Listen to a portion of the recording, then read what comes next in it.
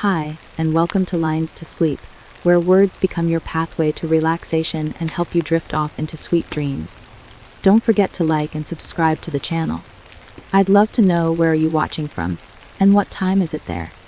Find your comfort, let go of the day, and let's begin this journey together now. Chapter 1, The Discovery. I've always believed that libraries are sanctuaries for quiet souls. A refuge where the hushed whispers of ancient stories provide comfort against the ceaseless clamor of modern life. My name is Eleanor Finch, and for as long as I can remember, the smell of aging paper and the faint mustiness of forgotten knowledge have been the lullabies of my existence. Working as the head librarian in a centuries-old municipal library, I have learned that every book holds a secret, a memory, or a portal to another time. Yet nothing prepared me for the day I found the book that would unravel the very fabric of my own memories. It was a rainy Thursday afternoon when the storm outside mirrored the restlessness that had begun to creep into my daily routine. I spent that morning shelving returned volumes when a peculiar sensation tugged at my curiosity. In the deepest recess of the library's basement, a section seldom frequented by our modern patrons, I discovered a shelf I had never noticed before. It was a narrow, dust-cloaked alcove, almost as if it had been sealed off from the rest of the library, its very existence an enigma. A single, worn leather-bound volume lay perched upon a pedestal, its cover unmarked except for a faint embossed pattern that seemed to shift in the dim light. Something about the book felt off. My heart beat a little faster as I reached out, almost hesitantly, to pick it up. I ran my fingertips along the cover, feeling the texture of the ancient leather and the subtle impressions beneath my touch. I couldn't tell what language the pattern was meant to represent. It looked more like an abstract design than any known script. As I opened it, the musty aroma of old paper and ink filled my senses, yet there was also a sharp tang of something unfamiliar, something that tickled the back of my mind with a warning. I flipped through the pages, each one inscribed with flowing, almost hypnotic text. The writing was elegant, almost lyrical, and every sentence seemed to carry a weight that was not immediately apparent. I found myself reading a few lines aloud, my voice echoing softly in the cavernous silence of the basement. It was then, in that quiet moment, that I first noticed something odd.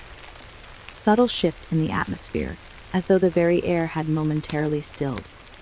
I paused, my eyes scanning the pages, trying to discern whether my mind had played tricks on me. Later that evening, as the rain hammered against my small apartment window, I sat at my desk with the mysterious book spread open before me. I could not shake the lingering sensation that I had just crossed an invisible threshold. The text on the pages beckoned me, urging me to explore further, and I found myself wondering if the book held the power to change not only narratives on paper, but events in the real world. I recalled a recent mistake, a regret that haunted me day after day. It was a personal misstep that I wished I could erase, a moment I replayed over and over in my mind like a broken record. The idea took root in the back of my thoughts. What if this book could undo my mistake, give me a chance to start over? I hesitated. Rationality warred with an irrational, desperate hope. The notion of altering events, even through something as abstract as a book, felt akin to meddling with fate itself. But curiosity and the lure of redemption overpowered my caution. I decided that if the book possessed any power, I would test it on a small, seemingly insignificant matter. After all, what was one more chapter in the long story of life? The next morning, before the library opened to the public, I returned to the basement. The air was cool and heavy with a silence that felt almost sacred. With trembling fingers, I took the book from its pedestal once more and settled into a secluded corner behind a stack of dusty encyclopedias. My mind was buzzing with anticipation and dread. I selected a passage that described a seemingly trivial event. A day in the life of a woman who, in a minor moment of folly, spilled tea on a cherished letter. It was absurdly mundane, but that was precisely why I chose it. I thought that if I was to alter reality, I'd begin with something that wouldn't immediately disrupt the fabric of my existence. I cleared my throat and began to read aloud. My voice was steady at first, then quivered as I uttered each carefully chosen word. The language flowed like a melody, each syllable imbued with an almost palpable energy. I was so absorbed in the act that I barely noticed the change in the lighting around me. The way the fluorescent bulbs flickered, as if acknowledging the power of the words. When I finished the passage, I paused, expecting some sign of transformation. But nothing visible occurred. At least, nothing that I could immediately perceive. Returning to my apartment later that evening, I tried to dismiss the strange events as the product of an overactive imagination, fueled by exhaustion and too many years lost in dusty archives. However, as I prepared for bed, a nagging feeling of unease persisted. It wasn't until I attempted to recall the details of that tea-stained letter, a memory that had once been clear and vibrant, that I noticed the unsettling change. The image of the letter had faded, its colors dulled in my mind as if time itself had dimmed its brilliance. I pressed my hand to my temple, trying to force the memory back, but it was like trying to grasp smoke. The realization hit me hard. Something in that act of reading had altered my recollection of the past.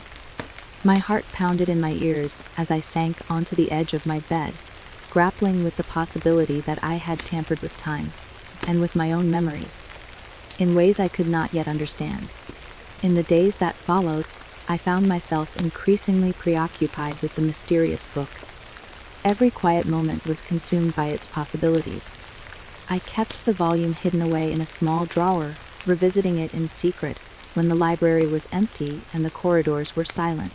I began to document every detail in a journal, noting the peculiar sensations, the fleeting moments of altered perception, and the inexplicable erasure of memories.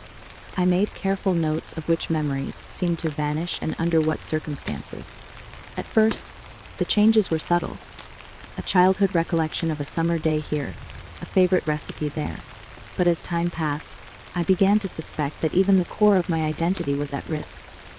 The more I experimented, the more I realized that every word I read from the book was like a cut through the tapestry of my life. With each utterance, something was lost, a piece of who I had been. And yet, despite the mounting evidence of irreversible change, I could not stop.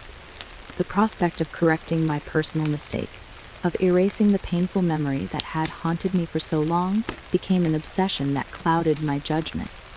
I justified it with rationalizations. Maybe if I could isolate the specific passage that affected that one incident, I could reverse it without collateral damage. But deep down, I feared the price I might have to pay. My nights turned restless, filled with dreams where the pages of the book fluttered open in a spectral wind, whispering my secrets back to me. I began to sense a presence, a faint, indistinct figure lurking in the periphery of my vision. Sometimes, when I sat alone in the quiet of the library after closing hours, I swore I could see a shadow shifting among the stacks, as if someone, or something, was watching me with a knowing gaze. I brushed off these sensations as the natural byproducts of isolation and exhaustion, but the unease persisted. I spent my afternoons poring over the library's archives, researching the history of the building, the previous librarians, and any references to unusual manuscripts or forbidden texts. I found no record of the peculiar volume's existence, no mention of it in any catalog, as if it had always been hidden in plain sight. In its absence from any official records, the book assumed an almost mythic status in my mind, a fabled object of lore that could rewrite destiny. I scribbled notes furiously, connecting disparate legends of time manipulation and memory loss with the narrative that was unfolding in my own life. One particular afternoon, while I was returning a set of rare historical journals to their proper place, I overheard a whispered conversation between two older patrons seated in the quiet reading nook. They spoke in hushed tones about the ghost of the library, an entity said to roam the corridors when the building was empty, a remnant of a troubled past. I felt a chill run down my spine, and for a moment, the connection between that ghostly tale and my own eerie experiences seemed undeniable. The whispers spoke of a librarian long gone, a soul bound to the library through secrets and regrets. And I wondered if the mysterious volume might be connected to that spectral figure. What if the author of the text was not human at all, but something else entirely? The more I delved into the mystery, the more I became convinced that the book was more than just an artifact. It was a vessel, a conduit through which the boundaries of time and memory were fluid, mutable. And with each reading, I was unwittingly negotiating with forces that lurked in the liminal spaces between past and present. I recalled the passage I had read aloud in the basement, the careful inflection of my voice echoing in that sacred, forgotten corner. I wondered, with mounting dread, what other memories might be sacrificed if I continued down this path. That night, as I sat in my study with the book open before me and the soft hum of my desk lamp casting long shadows on the walls, I felt as though I were standing at the edge of an abyss. I traced the intricate designs on the cover with my fingertips, trying to decode the meaning behind each swirling line. In the dim light, the patterns seemed to shift and writhe, as if alive. I closed my eyes, attempting to steady my racing heart, and considered the gravity of my actions. Here I was, a humble librarian with a passion for preserving memories, willingly risking the very essence of my identity for the possibility of a second chance. As the hours slipped by, the rain outside eased into a gentle drizzle, and a fragile peace settled over my mind. But that peace was ephemeral, a prelude to the storm that I sensed gathering in the recesses of my consciousness. I made a silent vow to myself. I would proceed cautiously. I would document every anomaly, every slip in the timeline of my memories, in painstaking detail.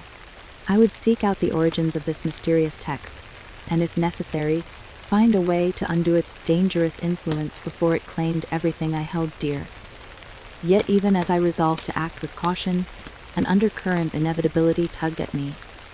It was as if the book had chosen me, singled me out from among the millions of souls who had walked these halls over the centuries. I began to wonder whether this encounter was merely coincidence or a predestined intersection of fate and free will. I could not shake the feeling that my life was now inextricably bound to the secrets of this spectral volume, and that each word I read would push me further into a labyrinth of irreversible change. I closed the book gently, as though it were a sleeping creature that might awaken at any moment. I knew that this was only the beginning. The quiet moments that followed were filled with the echo of unanswered questions. What was the true power of this book? Could I ever reclaim the memories that were being erased? And perhaps most terrifying of all, what was the role of that ghostly presence that seemed to linger just beyond the edge of my understanding?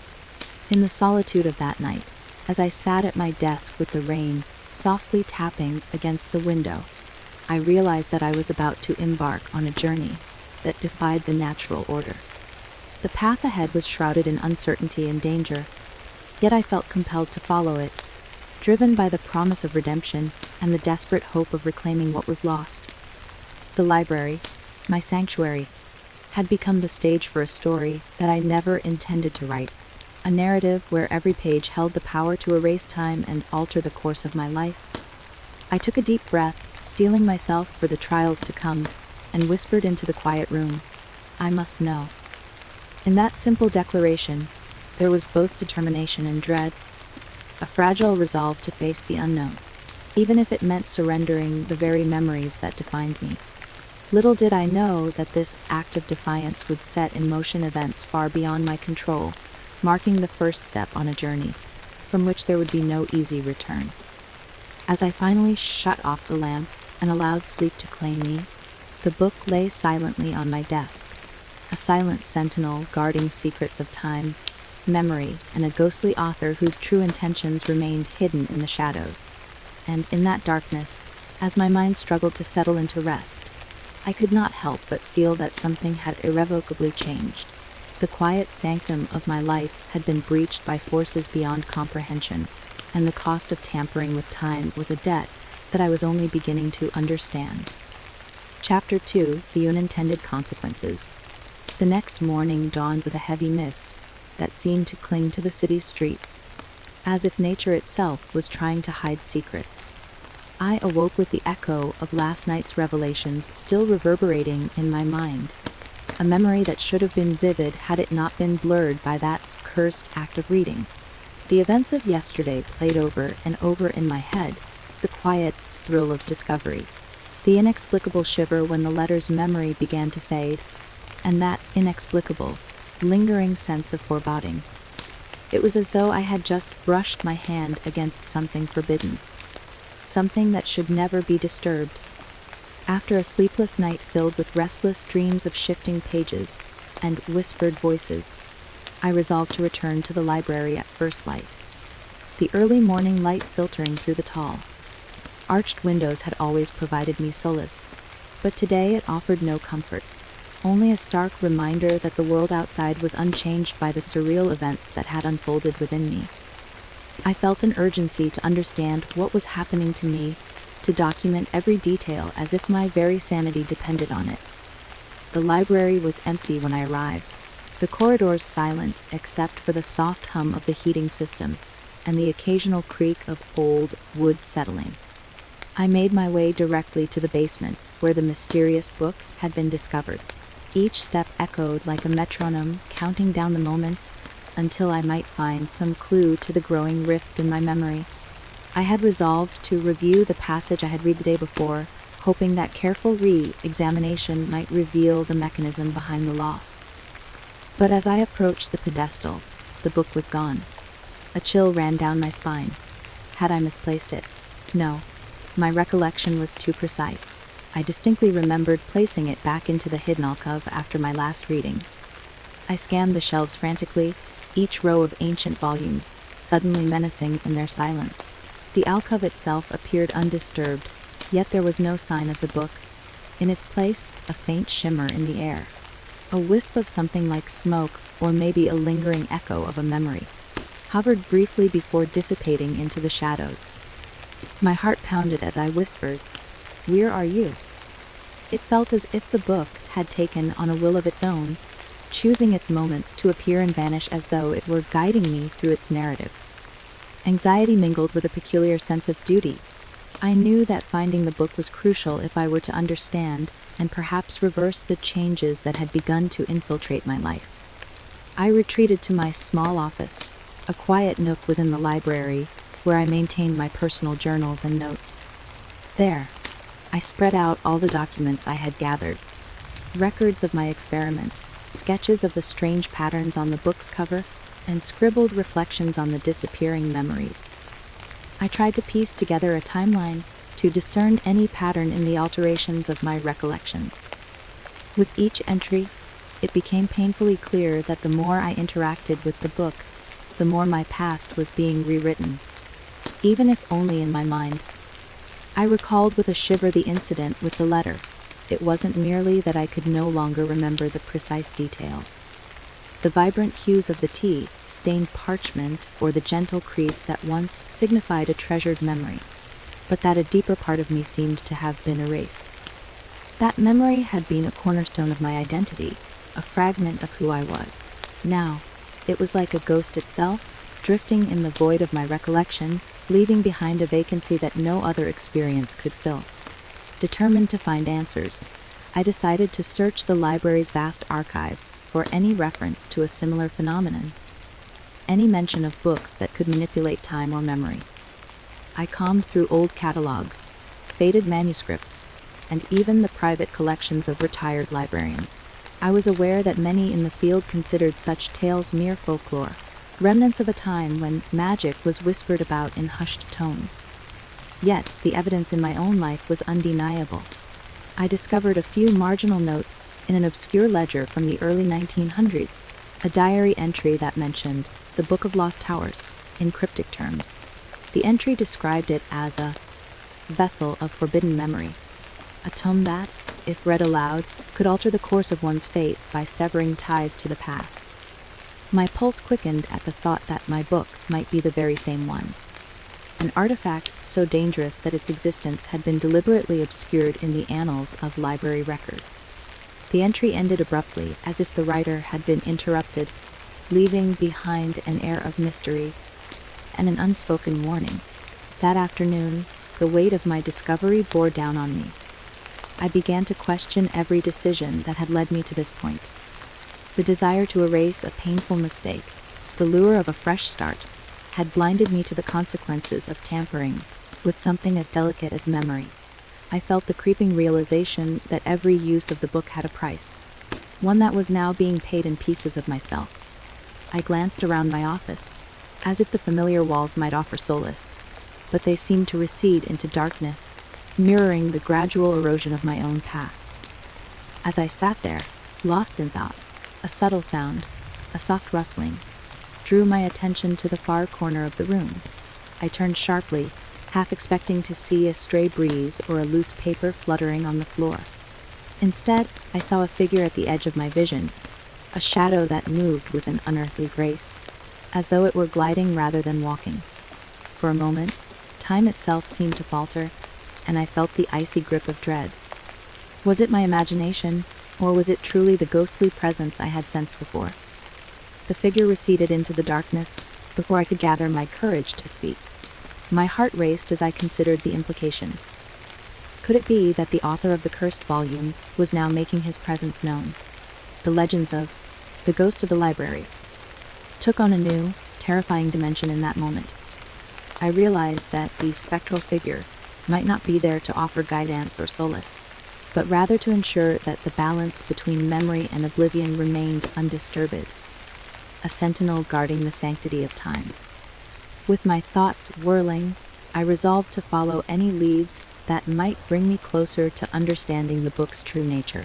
I knew that if I continued down this path of secret experiments, I might lose more than just isolated memories. I could lose myself entirely. Yet the promise of undoing my mistake, of reclaiming a past that was slipping away, was too potent a temptation to ignore. That evening, I prepared a small assortment of tools that I thought might help me document any unusual occurrences: a digital voice recorder, a notebook with extra pages for sketches, and a camera with infrared capabilities to capture images in low light. I also packed a thermos of strong tea, a small, comforting ritual from a life that now felt perilously fragile. With these items in hand, I ventured back into the labyrinthine corridors of the library, determined to catch a glimpse of the elusive book or its spectral guardian. Navigating through the maze of stacks and narrow aisles, I reached the basement once again. The atmosphere here was thicker, more oppressive than before. The air was heavy with the scent of old paper, dust, and something else, an indefinable tang that set my nerves on edge. I moved slowly, my flashlight beam cutting through the gloom, searching for any sign of disturbance. In the far corner of the alcove, I noticed a slight shimmer once more, like a mirage dancing at the edge of my vision. I approached it cautiously, heart in my throat. There, on a pedestal of weathered stone, lay the book once again. Its cover seemed to pulsate with an inner light, as if it were alive and aware of my presence. I hesitated, every instinct urging me to retreat, yet the pull was irresistible. I reached out, my hand trembling as I lifted the ancient volume. This time, however, I resolved not to read from it immediately. Instead, I clutched it to my chest, feeling its weight and the power that seemed to emanate from its very fibers. In the solitude of the basement, I retreated to a quiet corner to study the book in detail. I flipped through its pages slowly, half expecting the text to shift and change before my eyes. Each page was filled with elegant calligraphy, interspersed with intricate diagrams and mysterious symbols that defied easy interpretation. As I traced my finger along the lines, a cold shiver ran through me. It was as if the words were trying to speak directly to my soul, warning me of dangers I had not yet understood. I began to note down patterns and recurring motifs in my journal. Some of the symbols resembled archaic runes, others were geometric shapes that hinted at mathematical precision. I couldn't help but wonder if these symbols were a language of their own, a language that encoded the secret rules governing time and memory. The more I examined the book, the more I realized that its pages were not merely words on paper, but keys to unlocking a deeper, more mysterious realm. Hours passed unnoticed as I lost myself in the study of the cryptic text. Outside, the library grew quiet as the last visitors departed, leaving behind only the soft hum of the heating and the whisper of wind through the high windows. In the dim light, I felt as though I were teetering on the brink of a revelation, a truth that could shatter everything I had ever known. And yet, for all the intrigue and wonder, a profound sorrow gnawed at my heart. Every page I turned felt like a small surrender, a piece of my past slipping irretrievably away. I recalled the diary entry I had uncovered earlier, its words etched in faded ink. The notion that the book was a vessel of forbidden memory resonated with what I was experiencing. It seemed that with each interaction, the book demanded a sacrifice, a trade of cherished memories for the promise of erasing the painful present. But how many memories could one afford to lose before the person they once were was reduced to an empty shell? This question haunted me as I recorded my observations, the quiet scratching of my pen mingling with the sound of my racing thoughts. In a moment of rare clarity, I decided to test the book further.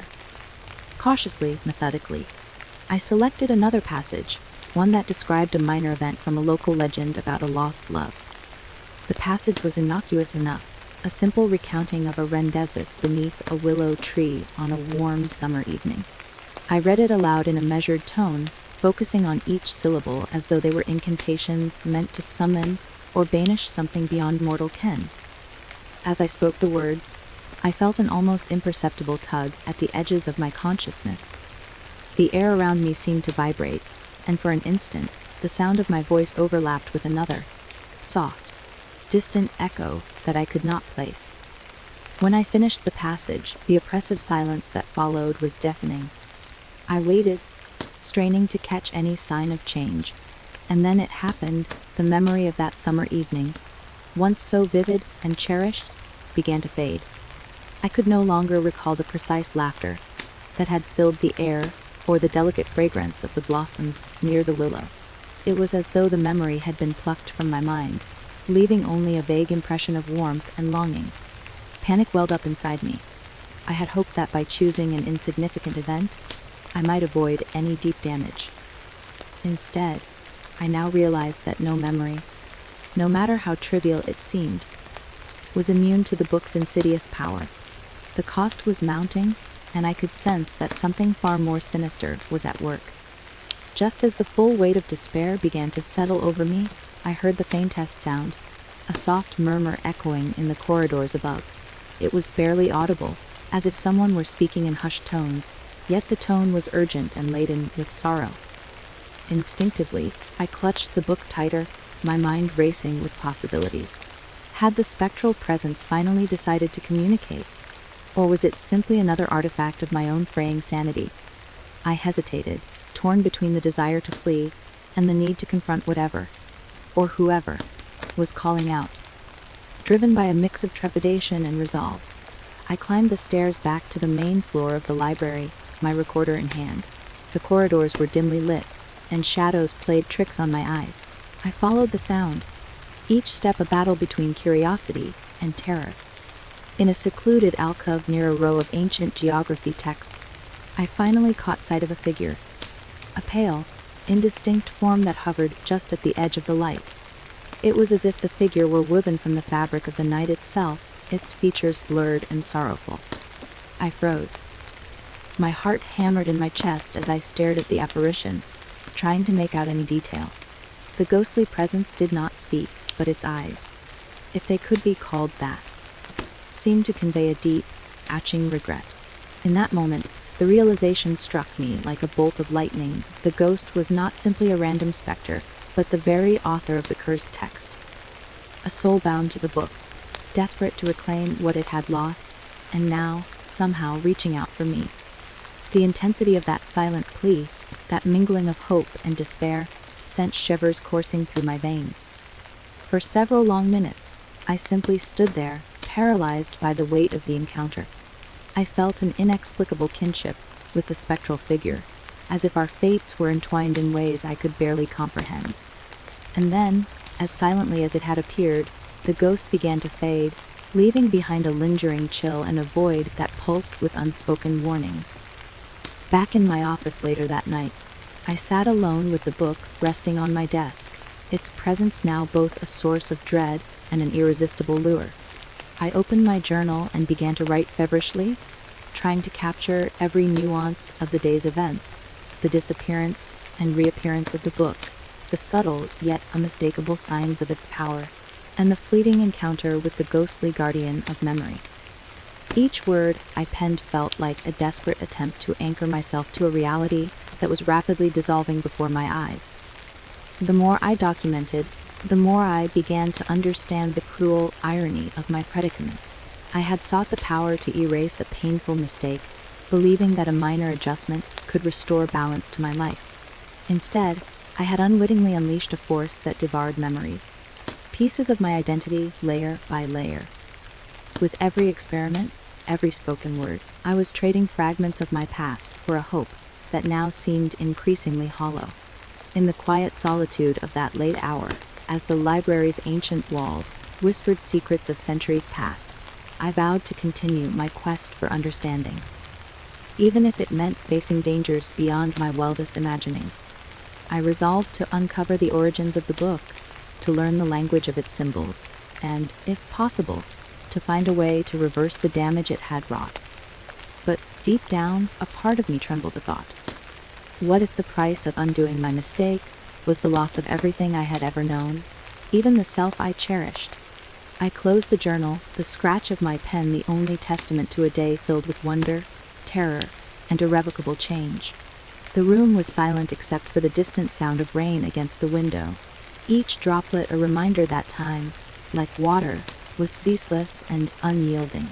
I stared at the book one last time before turning off the desk lamp, its face now hidden in the deep shadows of the night.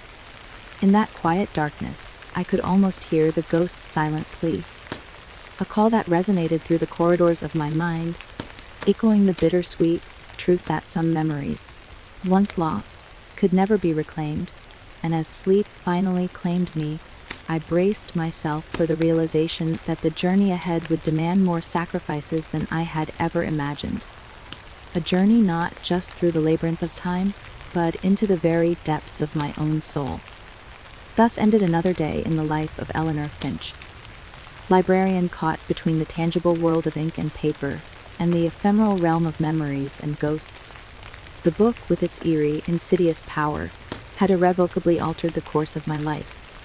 And though fear gripped my heart, a steely resolve had taken root. I would unravel its secrets, no matter the cost. For if the ghost of the past sought to claim me as its final chapter, I would fight every fading memory with every ounce of strength I possessed, desperate to pen my own ending before the pages of my life were completely erased. Chapter 3: The Mistake and Motivation.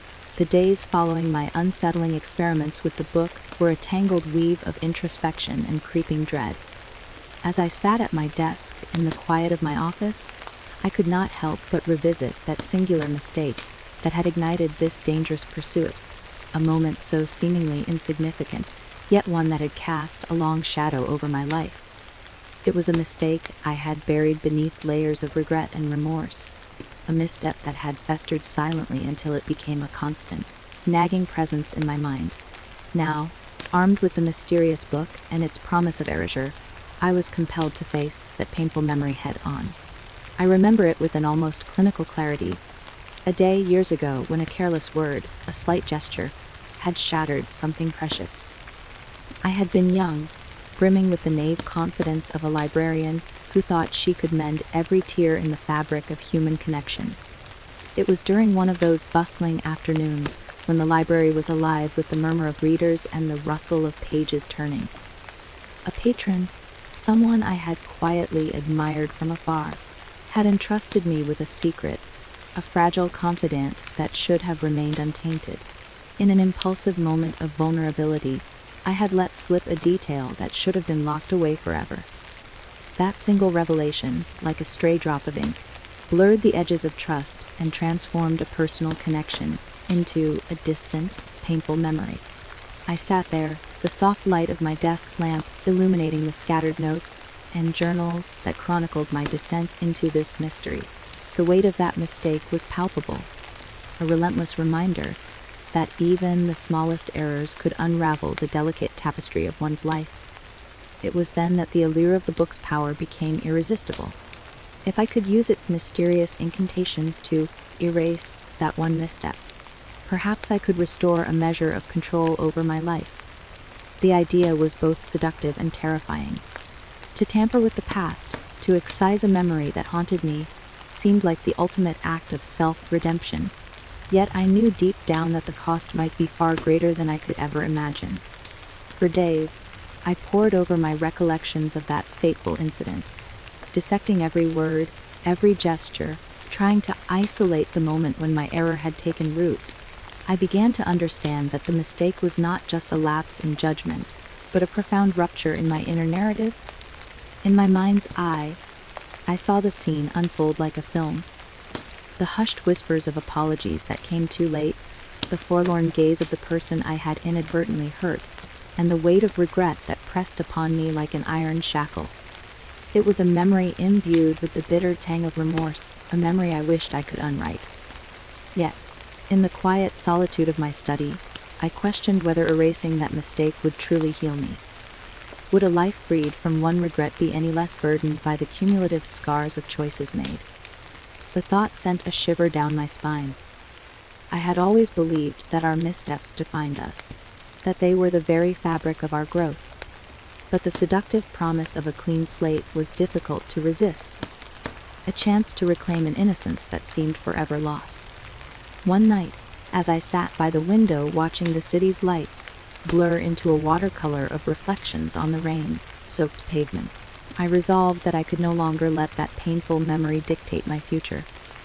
With trembling hands, I reopened the book that had so entranced and terrified me. I turned to a passage that, by some inscrutable logic, I believed might be the key to unburdening my soul of that single, corrosive mistake. The passage was written in the same elegant, looping script as the rest of the text, yet there was something about it that felt directed, personal. As if the author had known I would come seeking redemption. I cleared my throat, summoning the courage to speak aloud the words inscribed on the yellowed pages. My voice, though shaky, filled the quiet room with a fervor born of desperation. As I read, I felt a strange current of energy course through me, a subtle vibration that resonated with the beat of my heart. It was as if the very act of speaking the words initiated a dialogue between my present self and the distant, altered past I so desperately wished to correct. In the moments that followed, I felt a peculiar sensation, a hollowing as though a part of me were being gently, inexorably lifted away. I blinked, disoriented by the sudden clarity and the rapid succession of images that flashed before my eyes.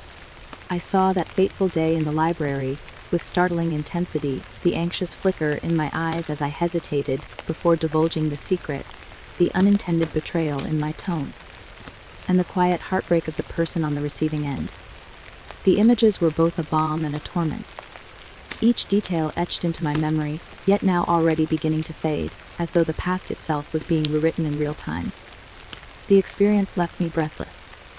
For a moment, I wondered if the book had simply restored the memory by making it more vivid, or if it was erasing the connection entirely. I closed my eyes, trying to recall every nuance of that day. But all I felt was an overwhelming sense of loss, as if the mistake had been excised along with the memory of the person I had once cared for. The act of erasure was not neutral. It was a double-edged sword that cut away parts of my identity even as it promised relief from regret. In the days that followed this experiment, I wrestled with a torrent of conflicting emotions. Every time I attempted to recall the memory, it was already beginning to crumble at the edges, like a drawing slowly fading in the rain. I found myself caught in a limbo between the desire for absolution and the inherent value of every experience, no matter how painful. I began to document these internal conflicts in meticulous detail, scribbling down every flutter of uncertainty, every moment when my heart ached with the realization that I was losing more than I intended. My journal became a record of a personal battle, a fight against the erasure of my very self. I questioned the very nature of memory. Was a memory merely a collection of details and images, Or was it the essence of who we are? And if I allowed the book to erase a part of my past, could I ever truly reclaim that part of myself? I turned these questions over and over in my mind, each iteration deepening the mystery of what it meant to be human in a world where time and memory could be manipulated like the pages of a book. One afternoon, after an agonizing night spent oscillating between hope and despair, I decided to seek counsel in the one place I had always found solace, the archive of old letters and diaries that lined the back room of the library. There, in the fragile, handwritten remnants of bygone eras, I hoped to find wisdom or at least some semblance of reassurance that my quest was not entirely misguided. I spent hours poring over the faded ink and crumbling pages, reading accounts of lives lived in times when the past was cherished, not erased. Many of the entries spoke of regret, loss, and the painful beauty of memory. It became clear that every person, regardless of their accomplishments or missteps, carried the weight of memories that defined them, both the sweet and the sorrowful. As I read these ancient testimonies, I began to see parallels with my own life. The mistake I sought to erase was not an isolated event. It was interwoven with countless other moments, forming a tapestry of experience that was uniquely mine. To remove even one thread risked unraveling the integrity of the entire fabric. This realization sent a shudder through me. I recognized that in my desire for redemption, I might be tempted to sanitize my past to the point where I no longer recognized myself, a self stripped of the very imperfections that had led me to grow and learn. That night, I returned to the basement where the book resided, its presence now even more commanding than before. I sat alone in the quiet darkness, the book open before me as if waiting for my next command. The weight of my decision pressed upon me. Should I continue to risk further erasure in pursuit of a perfected past? Or should I let the memory remain, flawed though it was, as a testament to my journey? My hands trembled as I hovered over the page that promised to erase the mistake, and I closed my eyes, seeking guidance from the silent wisdom of my own heart. In that moment of stillness, I recalled a phrase from one of the archival diaries. We are the sum of our memories, each one a note in the symphony of our lives. It struck me with both beauty and sorrow that even the painful notes had their place in the grand composition of who we are. If I were to silence one note, I might distort the melody irreparably. And yet, the siren call of a mistake unburdened by regret was almost too alluring to dismiss entirely. With a deep, shuddering breath, I spoke aloud to the silent room. I want to forget, but at what cost? The words, raw and unguarded, seemed to hang in the air, mingling with the shadows that danced on the walls. I realized that my motivation was not born solely out of a desire to erase pain, but also from the hope of reclaiming a version of myself untainted by regret, a self that could move forward without the constant reminder of past misjudgments. This internal conflict, so fierce and unyielding, was the crux of my struggle. I was caught between the alluring possibility of a second chance and the risk of losing the very essence that defined me. The conversation with myself was interrupted by the quiet creak of the old library floorboards, a sound that seemed to whisper reminders of all that had come before. I could almost sense that spectral presence I had encountered before, a presence that now seemed to watch, waiting to see whether I would choose to purge a memory at the expense of my own soul. The ghost of the past, or perhaps the ghost of the author of this cursed volume, lingered in the periphery of my thoughts. Its silent, mournful gaze bore into me, as if urging me to consider the possibility that every action had a price, and that some prices were too high to pay. I spent the remainder of that night in a haze of conflicted emotions. I meticulously recorded every detail in my journal. The tremor in my voice, the rush of images in my mind, the way the words of the book seemed to echo with the voice of someone who was both intimately familiar and heartbreakingly distant. I wrote about the memory I wanted to erase, not with a sense of bitterness, but with the wistful acknowledgement of its role in shaping me. I wondered if I could ever let go of the pain without also letting go of the lessons it had taught me. As dawn crept over the horizon, painting the sky in soft hues of lavender and gold.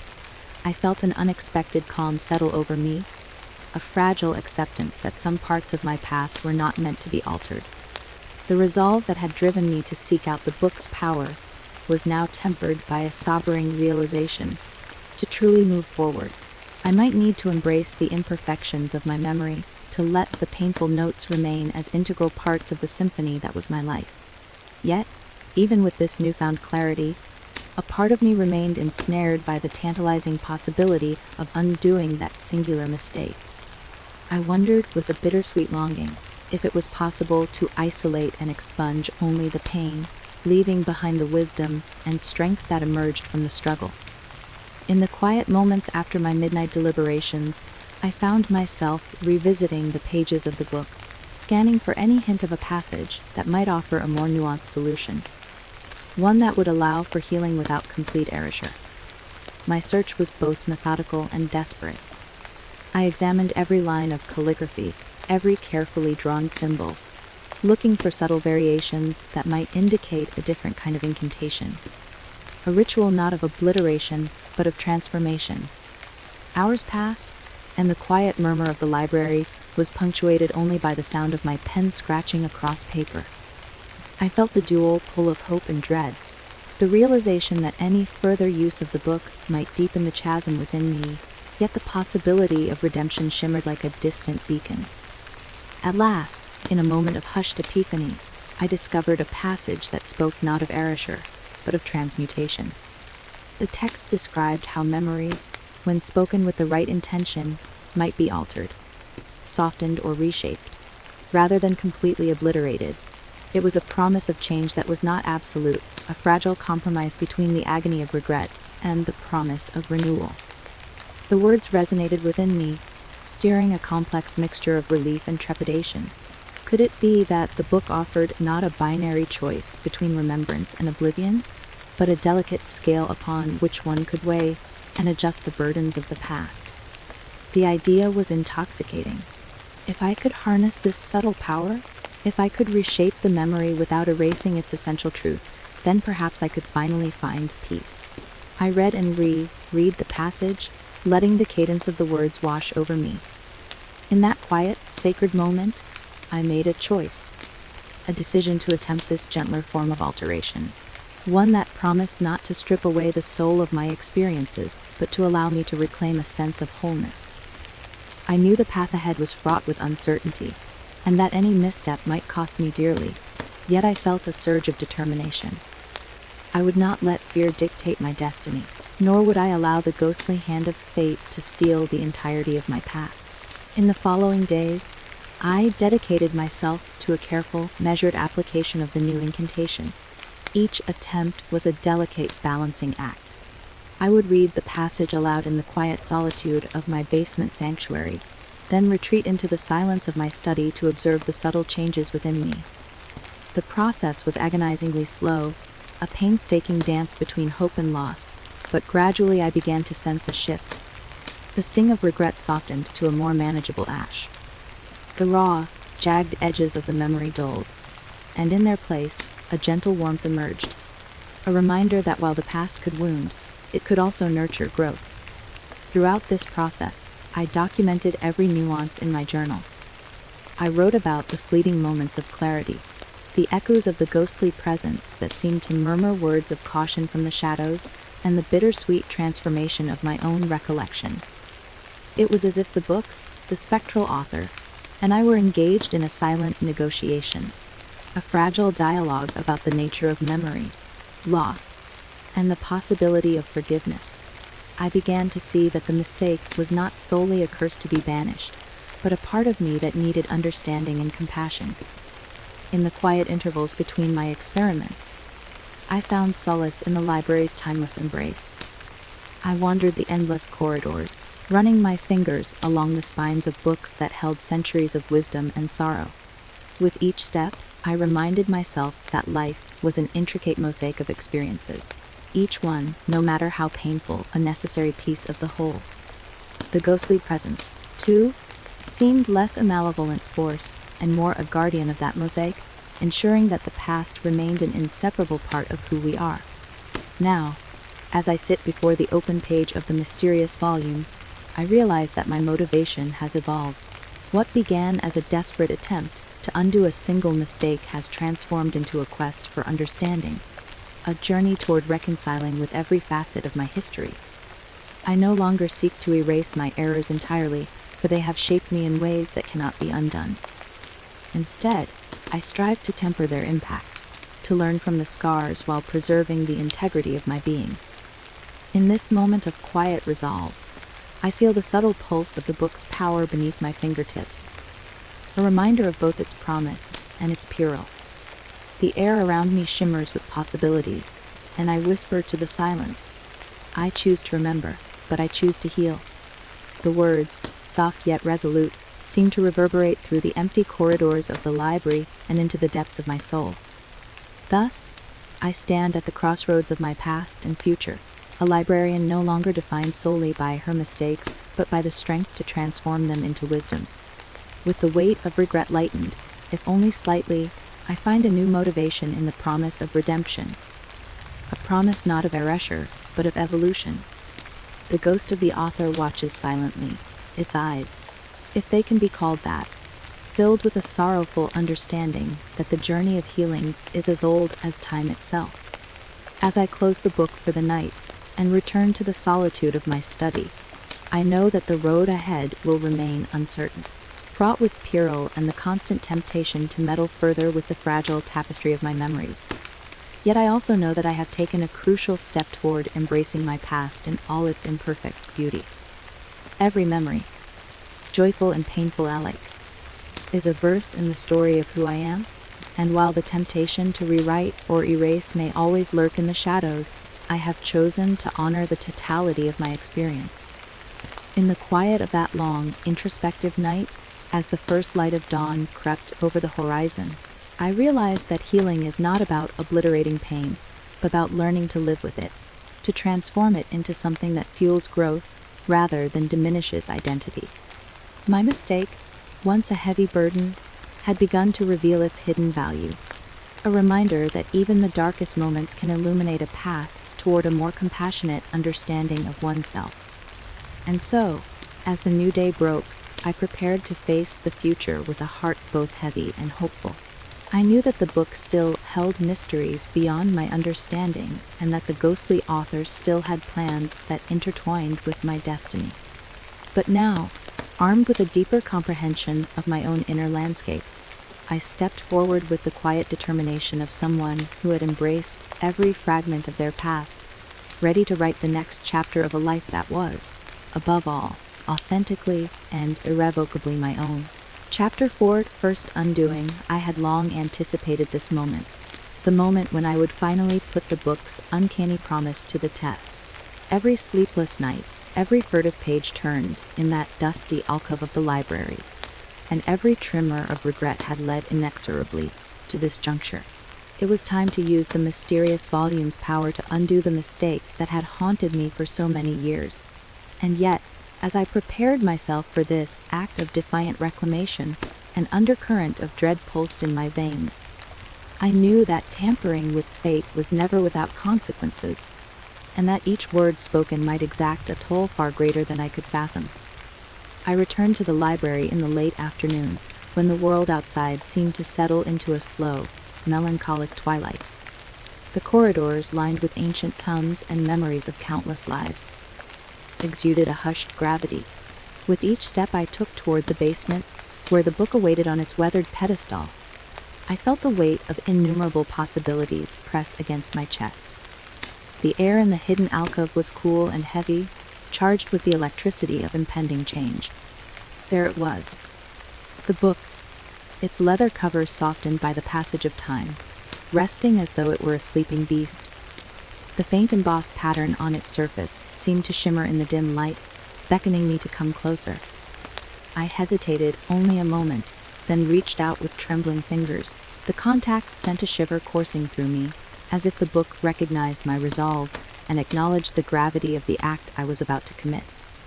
I cleared my throat and sank into a quiet corner behind a stack of seldom used reference materials. My notebook lay open before me, its pages filled with frantic scribbles, anxious reflections, and meticulous notes detailing every anomaly that had arisen since my first encounter with this supernatural artifact. Today, however, all of those notes seemed to blur into insignificance compared to the moment at hand. I turned the book carefully to the passage I had selected. The passage that, according to its cryptic instructions, was meant to undo my past mistake. The passage was written in an elegant, flowing script that exuded a strange warmth, as if the ink itself held memories of long, lost sorrows and secret hopes. I read the lines silently at first, letting their rhythm seep into my mind. They spoke of rewriting destiny with measured words, of removing one's burden while preserving the essence of life. The incantation was both mesmerizing and foreboding, a promise of absolution mingled with a subtle warning that every alteration would extract a price. As the moment of truth arrived, I raised my head, my heart pounding like a relentless drum. I knew that the act of reading the passage aloud was irreversible. With a deep, steadying breath, I began to speak the words, my voice echoing softly against the stone walls of the alcove. In the quiet of the shadowed past, I call upon the strands of fate. Erase the mark of bygone pain, that I may rise unbound and whole. The cadence of my voice wove through the musty air, each syllable vibrating with a power that belied the simplicity of the words. As I pronounced the final line, a sudden stillness enveloped the room, a silence so profound it seemed as if even time itself had paused to listen. For a heartbeat, nothing happened. I held my breath, straining to detect any sign of change, any indication that the words had taken hold of my reality. And then, a sensation unlike any I had ever experienced began to unfurl within me. It started as a subtle emptiness, a hollow echo at the edges of my consciousness that slowly spread inward, like the first light of dawn seeping into a long, dark night. I felt as though a piece of me was being gently plucked away. A cherished memory, vivid and irreplaceable, was evaporating before my eyes. I reached out, desperately trying to summon it back, but the memory receded like a mirage dissolving in the heat of a summer day. It was the memory of that day in the library, the moment of careless betrayal, the fleeting glimpse of regret, and the quiet pain that had defined so many of my subsequent days. My heart constricted in my chest. The loss was both immediate and deeply personal. It was not merely the erasure of a single event, but a disintegration of something elemental that had once anchored my identity. I tried to steady my voice as I whispered, "No, please." But the words felt inadequate against the tide of emptiness sweeping through me. The physical sensation of the loss was uncanny, a tingling numbness that began at the crown of my head and gradually descended like a shroud over my entire being. I closed my eyes, willing myself to remain composed even as fragments of my past, once clear and dear, faded into a formless mist. It was as if the passage had acted like an invisible blade, severing a delicate thread of memory that was integral to who I was. I opened my eyes and stared at the book, its pages now seeming to pulse with a quiet, sinister energy. The weight of the loss settled over me like a heavy cloak, and I could feel the ghostly presence of the book's long, departed author stirring in the periphery of my awareness. At first, I thought it was merely the manifestation of my own guilt and sorrow, but deep within, a chilling realization took root. The cost of using this power was far steeper than I had ever anticipated. The immediate aftermath was a maelstrom of emotions. Shock, despair, and a piercing loneliness warred within me. I sank to the floor of the alcove, clutching my notebook as if it were a lifeline. Every breath was a struggle as I grappled with the fact that something irreplaceable was now missing. A piece of my past, a shard of my identity, erased by the very act meant to grant me redemption. Time passed in a blur. I sat in that desolate corner, enveloped by silence, trying to come to terms with the reality of what I had done. The library's ambient sounds, distant creaks, the soft hum of an aging ventilation system, felt like mournful echoes of the memory that had been lost. I wondered if I would ever be able to recover what had been taken from me, or if the cost of undoing my mistake had been my very soul. I eventually forced myself to rise, driven by the need to document every detail of this surreal experience. Back at my small office tucked away in a quieter section of the library, I opened my journal with shaking hands and began to write. Each word was a desperate attempt to capture the inexpressible emptiness that had settled over me, the stark realization that some memories, once erased, left a void that could never be completely filled. The words poured out in a torrent of grief and introspection. I have borne witness to the terrible power of this cursed tome. In my quest to erase the shadow of regret, I have unwittingly sacrificed a piece of myself. The memory of that day, once a clear and painful reminder of my mistake, is now but a ghost, its presence a painful absence. I fear that with every use, this book will demand more than it has already taken, and I wonder if I am prepared to pay such a relentless toll. As I wrote, the room seemed to darken, and I felt once again the intangible presence of the ghostly author lingering at the edge of my consciousness. There was an unspoken accusation in that presence, a reminder that the power to alter fate was not a gift freely given but a debt to be paid in full. It was as though the spectral figure was waiting, watching, its silent eyes following my every move, ready to claim its due when the final piece of my essence was depleted. In the days that followed, I attempted to resume my routine at the library, though nothing felt the same. The vibrant world of books and whispered stories now loomed as a reminder of what had been lost. Every familiar corner of the building carried a subtle aura of melancholy, and even the gentle rustling of pages seemed to murmur in mournful cadence. I moved through the library with a detached sense of inevitability, as if my actions had set into motion a fate from which there was no escape. Colleagues and patrons alike noticed a change in me, a quiet sadness and a distracted air that could not be easily explained. When I offered a weak smile or a half-hearted greeting, I felt the weight of my secret pressing upon me, a burden that I could neither share nor dispel. The loss was private, a silent erasure that no one but I could perceive, yet it colored every aspect of my being. It was in the way I ran my fingers over the spines of books, in the way I lingered in the quiet corners, as if searching for something that had vanished from the recesses of my mind. I found solace only in the meticulous records I kept in my journal. Each entry a lifeline to the self I feared was slipping away. I reviewed my notes repeatedly, trying to discern a pattern or a clue that might offer a path to reclaiming what was lost. Yet the more I searched, the more I understood that this was not a mere case of misremembered details.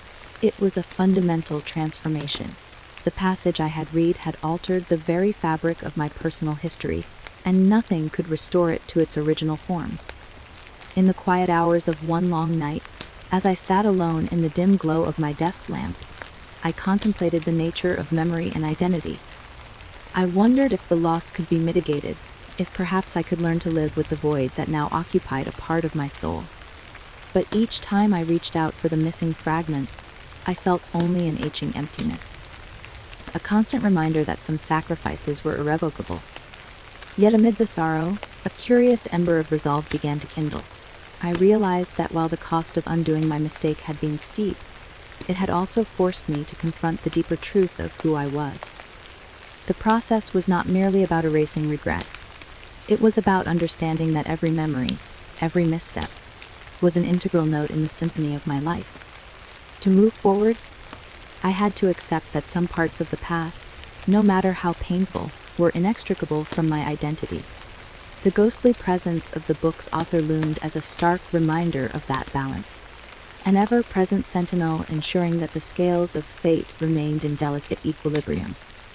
With that understanding, I resolved to approach the book with even greater caution. The power it wielded was immense, and every incantation, every spoken word, would demand an even heavier toll. I could not continue to use it recklessly, hoping for redemption without reckoning. I needed to learn its language, to understand its rules, if I were to ever master the interplay between memory and erasure. The path ahead was fraught with peril, but I had little choice. The loss that I had suffered was a constant companion, and if I was to reclaim any semblance of control over my destiny, I needed to forge a deeper connection with the ancient text. In a final act of resolve that night, I opened the book once more and carefully turned to a blank space on the margin of the passage I had read. I pressed my fingertips to the ink, feeling its cool, almost liquid texture beneath my skin. I vowed, in a hushed whisper, I will learn from this loss. I will find the balance between what must be erased and what must remain, so that my life can still tell the story it was meant to be. The words, though quiet, rang with a clarity that momentarily pushed back the oppressive darkness. As I closed the book gently, the silence of the basement was interrupted only by the faint hum of the building, a solemn acknowledgement of the irrevocable act that had been committed. I left the alcove with a heart heavy with grief, but also ignited by the spark of determination. Each step back through the labyrinthine corridors of the library was a step toward an uncertain future, one where every memory, both beautiful and painful, would be guarded with newfound reverence. In the weeks that followed, I continued my daily routines, the echo of that fateful undoing lingering like a shadow over every interaction and every quiet moment of reflection. I was ever vigilant, searching for any sign that more of me might be slipping away, or that the ghostly author was drawing closer with each incantation of the cursed text. The library, once my sanctuary, had become a realm of subtle warnings and unspoken questions, a place where every whispered page and every shifting shadow was a testament to the delicate interplay of time, memory, and the human spirit. Though the loss of that singular memory left an indelible scar upon my soul, it also forged within me an unyielding resolve to understand and ultimately master the forces that governed my past. The journey had only begun, and the stakes had never been higher. Yet I knew, deep in the quiet recesses of my heart, that this was a path I must walk, even if the cost continued to rise with every spoken word. In that inevitable tension between hope and despair, I discovered a raw, honest truth. Redemption was not found in the obliteration of painful memories, but in the courage to face them, to learn from them, and to weave them into the tapestry of one's being. And as I lay awake in the long hours of the night, the ghost of that first undoing a constant, mournful companion, I resolved to continue my journey with all the quiet strength I could muster, ever mindful of the precarious balance between erasure and remembrance, and the heavy price that such power demanded. Thus, as I closed another day and prepared to confront the mysteries of tomorrow, I carried with me both the heavy burden of loss and the fragile, defiant hope that one day, through understanding and measured action, I might yet reclaim what had been sacrificed, or at the very least, learn to live with the beautiful complexity of a life defined as much by its scars as by its memories. And so, in the quiet twilight of that day, I stepped away from the alcove with a solemn promise echoing in my mind that I would never again use the book's power without fully comprehending the gravity of its cost. Every incantation, every carefully chosen word, would be weighed against the potential price, a price measured not only in forgotten memories, but in the very essence of who I was. The first undoing had been a harrowing lesson, a gateway to a realm where fate and free will were locked in an endless, silent duel. With the book now resting on my desk as both a tool and a reminder, I resolved to approach the days ahead with the wisdom of my loss and the unwavering determination to safeguard the tapestry of my memories. For in that delicate balance between forgetting and remembering, I found the core of my humanity, a fragile, luminous truth that, even in the face of erasure, would guide me through the darkness. Thus ends the chapter of the first undoing, a chapter marked by a desperate attempt at redemption, a stark reminder of the irreversible costs of meddling with time, and the dawning realization that every memory, whether cherished or painful, was a thread in the intricate tapestry of my life. And as I turn the page, I can only wonder what the next chapter will demand, and whether I am truly ready to pay its price. Chapter 5: Escalation of Loss. The days following that fateful undoing blurred together in a haze of uncertainty and mounting dread. Every encounter with the book left me feeling as though I were slowly vanishing piece by piece, I had thought that erasing a single mistake would be a controlled, isolated event. Instead, I now understood that each incantation, the whispered recitations of those ancient, arcane words, drew from my well of memories without mercy. It wasn't long before I realized that what began as a desperate bid for redemption was evolving into a dangerous dance with oblivion. I arrived at the library on a cold, gray morning with a heavy heart. The building's familiar corridors, which had once filled me with quiet solace, now seemed oppressive, as if the very walls were closing in on me. Every step echoed a reminder that each moment I spent near that cursed volume was a step deeper into the unknown. My journal, once a repository of careful observations and hopeful plans, had filled with frantic scribbles about the strange sensations and inexplicable gaps in my recollections. I now had pages that documented not only a single memory erased, but a series of losses that grew incrementally, each one more disturbing than the last. I had begun to use the book more deliberately, driven by the haunting lure of the possibility to perfect my past. I chose passages that described events which, in my eyes, had marred my present. At first, I had targeted trivialities, a forgotten birthday detail, a minor oversight in my routine. But soon, emboldened by a false sense of control, I attempted to remove more significant blemishes. Each time I read aloud from the book, I felt a small victory, a fleeting moment where regret seemed to evaporate into the ether. Yet with every recitation, I also felt something irretrievably slip away. It started with subtle shifts. I would catch myself forgetting the precise tone of a beloved melody, or the exact scent of the rose bushes outside my childhood home. I began to notice that I couldn't recall the small details that had once anchored my sense of self. I would stand in front of a mirror, and the reflection that stared back at me felt distant. A stranger whose eyes betrayed an inner emptiness I could no longer place. I found myself questioning which parts of me were truly mine, and which were the products of memories now fading like worn photographs. One afternoon, after a particularly intense session with the book, I returned to my office at the library with trembling hands and a mind clouded by uncertainty. I sat at my desk and flipped through my journal, desperate to find a pattern or a clue that might explain the gradual erosion of my identity. What started as a simple mistake now resembled a creeping void, an endless gap that threatened to swallow the very essence of who I was.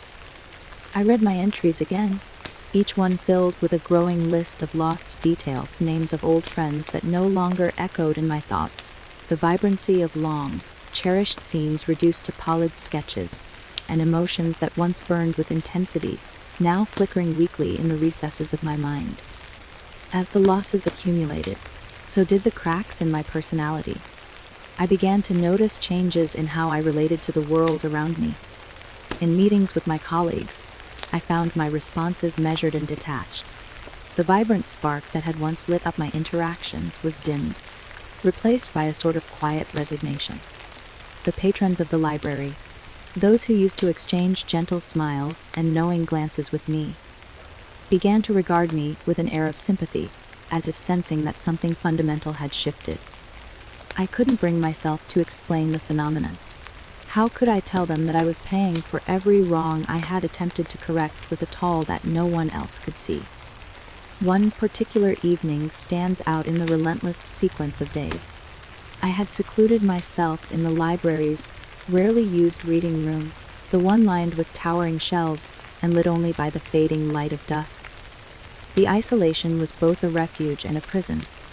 With the book clutched in my hands, I attempted to document one of the more recent losses, a memory of my mother's gentle laugh that had begun to fade away. I had found a passage that promised to excise the bitterness of that memory, to leave only the warmth. With a trembling voice, I recited the incantation. For a brief moment, I felt as though I were on the precipice of reclaiming something important, a chance to free myself from the shackles of sorrow. But as the words left my lips, I felt that familiar, creeping emptiness, a slow, inexorable disappearance of detail and emotion. I could no longer recall the intricate cadence of her laugh, the way it had once made the world feel brighter. In its place was a vague impression of sound, muted, and sorrowful. The loss was not isolated to emotional memories alone. I began to notice that even the everyday details of my life were becoming elusive. I forgot where I had left my keys, the exact route to my favorite cafe, even the recipes for the meals that once comforted me on lonely nights. It was as if the book's power was not just erasing painful mistakes, but indiscriminately stripping away the layers that defined me. I found myself agonizing over the notion that each use of the book was like chiseling away at the sculpture of my life, until there was nothing left but a rough, unrecognizable core. Sleep, too, became a battleground. Nightmares invaded my slumber, vivid and relentless. Visions of pages fluttering away like leaves in an autumn wind, each one carrying with it a piece of me. In these dreams, I wandered a barren landscape, filled with scattered fragments of memories. A childhood toy, a snippet of conversation, a fleeting image of a loved one. I would wake in a cold sweat, heart pounding, only to realize that the losses in my dreams had begun to mirror the erasures in my waking life. Every morning, I rose with a gnawing fear that something vital would be missing by day's end. Desperation pushed me to continue my experiments with the book, even as my sense of self frayed around the edges. I was caught in a vicious cycle. Each deliberate attempt to undo a mistake or reshape a painful memory only deepened the chasm of loss. The ghostly presence of the book's author seemed to watch over me with quiet, unwavering insistence. There were moments when I sensed his silent approval, as if the act of erasure pleased him. Other times, I felt an oppressive disapproval, a reminder that every action had consequences, and that some memories were not meant to be tampered with lightly. One cold evening, as winter's chill crept into the library through old stone walls, I sat by a window watching the raindrops trace lonely paths down the glass. The soft patter of rain was a stark contrast to the turbulent storm inside me. I recalled the day I had first discovered the book, the sense of wonder and quiet anticipation that had accompanied my initial foray into its mysterious powers. That feeling, now so distant and warped, seemed like a relic of a past life, a life where I still believed in the sanctity of memory. Now, with every recitation, I was trading parts of that identity for a fleeting sense of relief from regret. The cost was escalating, and I felt utterly powerless to stop it. In one particularly harrowing episode, I attempted to excise a memory that I had long deemed unbearably painful, a memory of a harsh word spoken in anger to someone I once loved. I had convinced myself that by removing that moment, I could reclaim the warmth and forgiveness that had since become elusive. I found the passage in the book that promised to erase the sting of that moment. With a heavy heart and eyes brimming with unshed tears, I recited the words. Almost immediately, I felt a sudden chill as though the air around me had shifted. But when I tried to recall the moment later that evening, I realized that it was not just the bitterness that was gone. The memory itself was now but a shadow, lacking detail, depth, and the context that gave it meaning. In trying to purge the pain, I had inadvertently removed the lesson it held. And in doing so, I left myself bereft of the wisdom that might have guided me to better choices. Each loss, each fragment of my past that slipped away, left behind a residue, a dull, etching void that no amount of reflection could fill. I began to wonder if I was slowly unmaking myself, erasing not only the painful moments, but the very essence that had defined my character. I questioned whether the pursuit of a flawless past was worth the steep price it demanded. Was the hope of a life unburdened by regret truly worth sacrificing the mosaic of memories that, for better or worse, had made me who I was? As the weeks turned into a relentless procession of losses, the cumulative effect began to manifest in my behavior. I found myself becoming increasingly withdrawn, my once vibrant curiosity replaced by a quiet, haunted resignation. The spark of enthusiasm that had fueled my passion for literature and history was dimming, overtaken by the pervasive fear that I was losing more of myself with every uttered word. My friends and colleagues remarked on my pallor and my distracted gaze. I caught fleeting glances of pity in their eyes, and sometimes I even detected a hint of reproach. But what could I say to them? that I was paying an unbearable price to rewrite my past, that every attempt at redemption was gradually unraveling the fabric of my identity.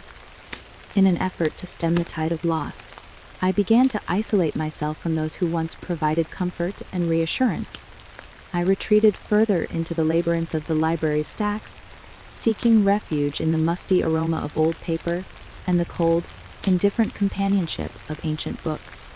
I spent long hours poring over texts that dealt with the nature of memory, time, and identity, desperate to find some theoretical framework that might explain, or even justify, the gradual erosion of my inner self.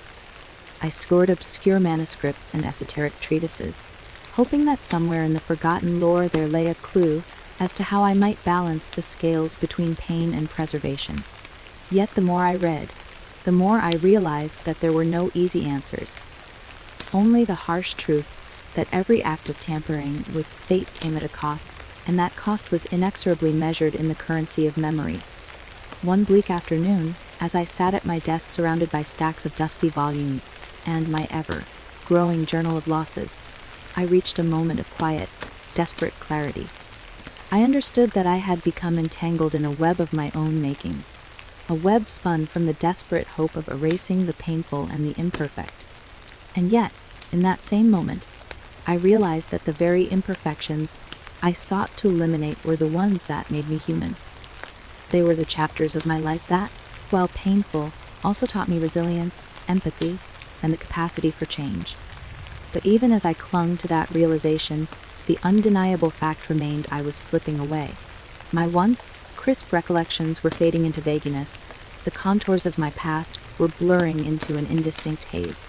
I would sometimes catch myself in a moment of reverie, only to be startled by the recognition that I had forgotten something. An important detail of a cherished conversation, or the precise way in which a beloved book's title was printed on its spine. These small lapses, once dismissed as mere forgetfulness, now served as harbingers of a much larger, more insidious process. In the solitude of the library, amid the silent testimony of countless lives captured on paper, I made a solemn vow: I would find a way to halt this relentless erosion of my identity. I would scar every hidden corner of the ancient texts, every whispered legend of forbidden knowledge, in search of a method to reclaim the parts of myself that were being unmade. Yet, even as I resolved to fight back against the loss, an underlying dread settled deep within me. Could I truly repair what was being systematically dismantled, or was I doomed to gradually fade away into nothingness? A living ghost, forgotten by my own mind. That night, as the rain pattered softly against the library's leaded windows and the corridors lay in deep, brooding silence, I sat before my journal and wrote one final, desperate entry. With every stroke of my pen, I tried to capture not only the details of my losses, but the overwhelming sorrow and determination that churned within me. I wrote about the nature of memory and identity, about the inescapable truth that every erasure, no matter how minor, left behind a residue of pain and regret. I poured out my anguish and my hope in equal measure, praying that somehow these words would serve as a tether, a reminder of who I was, even as so much of me was slipping away. In that fraught, sleepless night, I recognized that the escalation of loss was not merely a consequence of the book's mysterious power. It was a reflection of my own inner turmoil. The pursuit of a perfect, unblemished past had blinded me to the value of imperfection, to the very experiences that had defined my humanity. I realized that perhaps the true challenge was not to erase the mistakes and pain of the past, but to integrate them, to let them inform the person I was becoming rather than subtracting from it. Yet the cost of that realization was bitter. I knew that I might never be able to reclaim every lost detail, every cherished memory that had been sacrificed on the altar of redemption. The ledger of my life was being written in real time, and with every deliberate incantation, the balance tipped further toward emptiness. I sat in that final moment, the quiet ticking of a clock echoing in the vast silence of the library, and acknowledged the painful truth: some losses were irrevocable, and the more I tried to perfect my past, the more I risked erasing the essence of my own being. Thus, as I closed the journal and extinguished the desk lamp, I embraced the melancholy acceptance that would have to guide me forward. The escalation of loss was a heavy burden to bear, but it also imparted a profound lesson. A lesson about the inextricable link between memory and identity. I could no longer view each erased memory as a mere mistake corrected, but rather as a fragment of my soul that, once lost, could never be fully recovered. In the quiet darkness of that night, I vowed that I would learn to live with the gaps, to weave the tattered threads of my recollections into a tapestry that, though incomplete, was authentically mine. As I stepped away from the solitary sanctuary of my office, I knew that the journey ahead would be fraught with even greater challenges. The book still beckoned with its seductive, perilous promises, and the ghostly presence of its long, departed author remained an ever watchful sentinel in the shadows. But with each fading memory, I also discovered a renewed determination, a fragile hope that even amid loss, the human spirit could find a way to endure and to redefine itself. In that bittersweet twilight, I resolved to carry forward the lesson that my very existence was a mosaic of imperfections, losses, and hard-won wisdom. And though the escalation of loss threatened to leave me a stranger in my own skin, I clung to the belief that every gap, every empty space in the tapestry of my life, was an invitation to rebuild, to reimagine who I could become. With a heavy heart and a cautious step, I prepared to face another day in the labyrinth of memories, determined to honor both what I had lost and the enduring light of the self that remained. Thus, as the chapter of escalating loss came to a close, I found myself standing at a crossroads, torn between the desperate urge to reclaim what was gone and the sober realization that the past, with all its pain and beauty, was an integral part of who I was. The struggle to balance memory and oblivion had taken its toll, and I could only hope that, in the end, the fragments left behind would coalesce into a self that was resilient, compassionate, and unmistakably real. And so, I stepped out into the chill night, my footsteps echoing in the silent corridors of the library. A lone wanderer in a realm where time, memory, and identity intermingled in a dance as delicate and perilous as the turning of a page. Chapter 6, A Haunting Revelation. There are moments when the veil between what is known and what lurks in the shadows grows impossibly thin.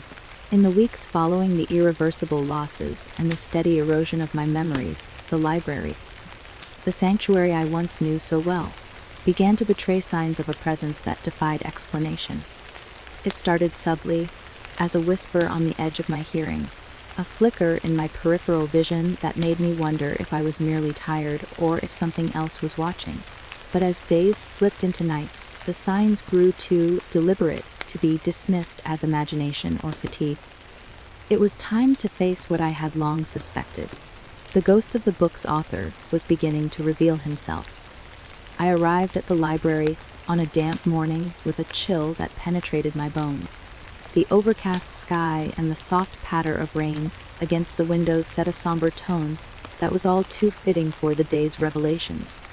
I had taken to arriving early, before the world's bustle intruded, so that I might have some solitude to collect my thoughts and examine the subtle anomalies that had begun to plague me.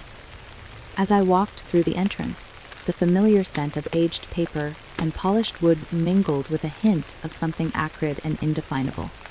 A scent that I couldn't place, but that immediately set my nerves on edge. The corridors of the library, usually so comforting in their predictability, now appeared charged with a strange energy. Shadows seemed to gather at the corners, stretching in unnatural ways, and the soft rustle of pages took on an eerie cadence, as though the very books were attempting to communicate. I paused in the main reading room, where the afternoon light filtered in through tall, arched windows, casting long, wavering beams across the floor. I felt, as though guided by an unseen hand, an urge to trace these beams to a secluded alcove near the back of the building, a place I had previously only passed by without thought. There, in that dim corner, I found something that made my heart skip. A single book lay propped against the shelf, a tome I did not recall placing there.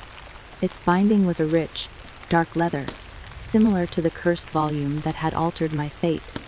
Yet its cover bore an inscription in faded gold lettering that I could barely make out. I reached out and gently brushed my fingertips along the surface. In that fleeting contact, I felt a shock, as if the book were alive, pulsing with a hidden rhythm. I pulled it from the shelf, my pulse quickening as I turned it over in my hands. There was no title on the spine, no overt indication of its purpose, yet an inexplicable pull compelled me to open it. Inside, the pages were filled with meticulously handwritten notes and illustrations that depicted scenes from a life long past.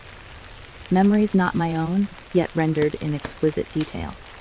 As I scanned the pages, I noticed that many of the images were sketches of the library itself, rendered with an uncanny precision that suggested the artist had roamed these halls many years ago. The text was written in a fluid, archaic hand that bore an eerie resemblance to the script of the mysterious volume I had been studying. A chill ran down my spine as I realized that these pages contained detailed accounts of events that had occurred in the library long before I had arrived, and that some of the descriptions seemed to foretell my own recent struggles with memory.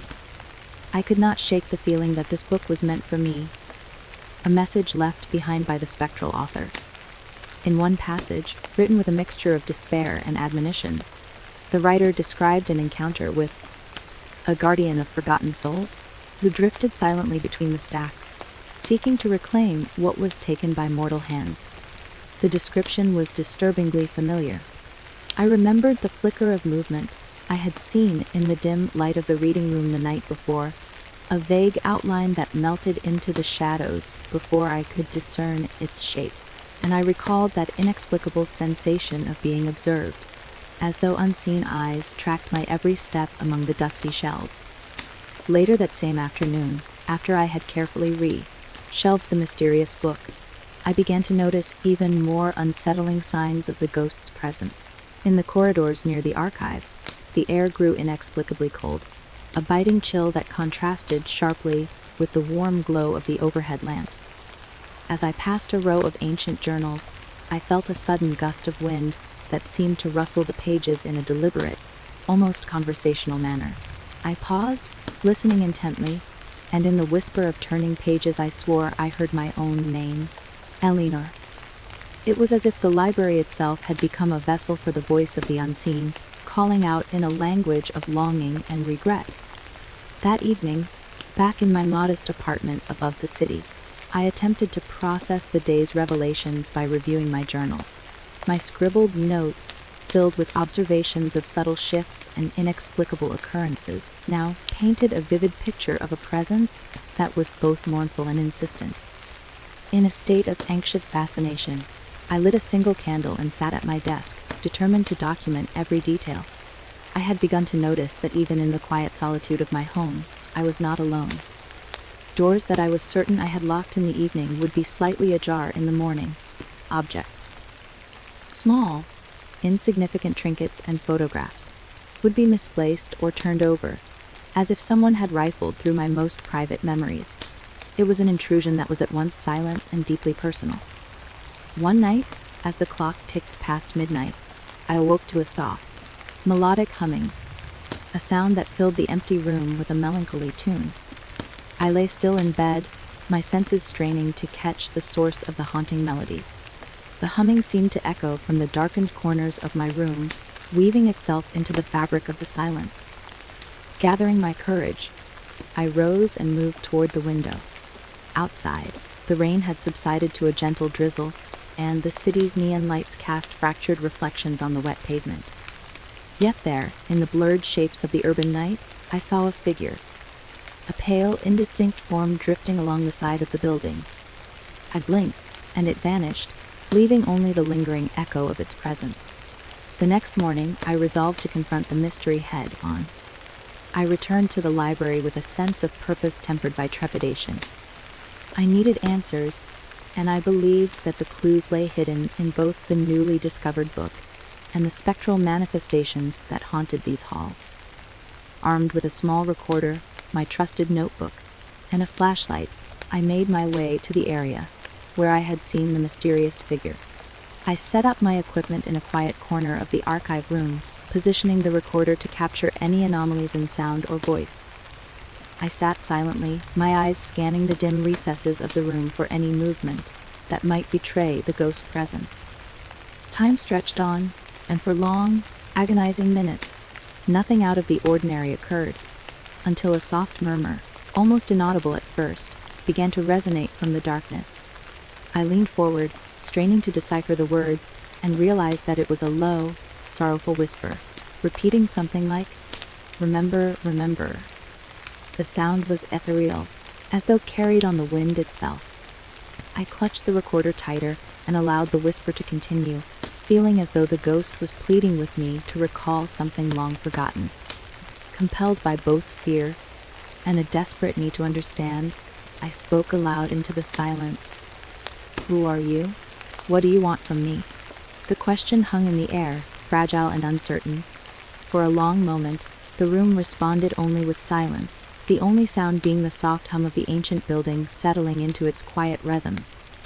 Then, as if in answer, the lights overhead flickered and a chill swept through the space.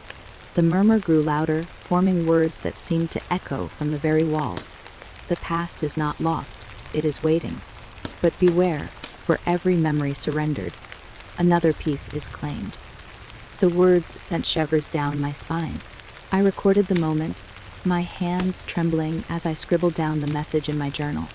The spectral voice, laden with a mixture of sorrow and warning, seemed to confirm my worst fears, that the ghost of the book's author was not a benign observer but an active, insistent presence whose intentions were as murky as the history of the library itself. After that encounter, the manifestations became even more pronounced. I began to see the ghost at the corners of my vision more frequently. In the reflection of a polished bookcase, I caught a glimpse of a gaunt, sorrowful face, its eyes filled with a longing that mirrored my own inner turmoil. In one instance, while I was reorganizing a stack of old newspapers, I felt a cold hand graze my shoulder, and when I turned around, no one was there. Only the soft echo of a whispered lament that seemed to come from the walls. The lines between the supernatural and the natural began to blur. I noticed that the spectral occurrences were not confined solely to the library. They followed me into my daily routines. On a dreary afternoon as I walked home, I caught fleeting images in puddles along the sidewalk, distorted reflections of a figure that did not belong to any living soul. At times, the ghost would appear in the periphery of my vision in the crowded streets, vanishing as quickly as it appeared, leaving behind a lingering sense of melancholy and forewarning.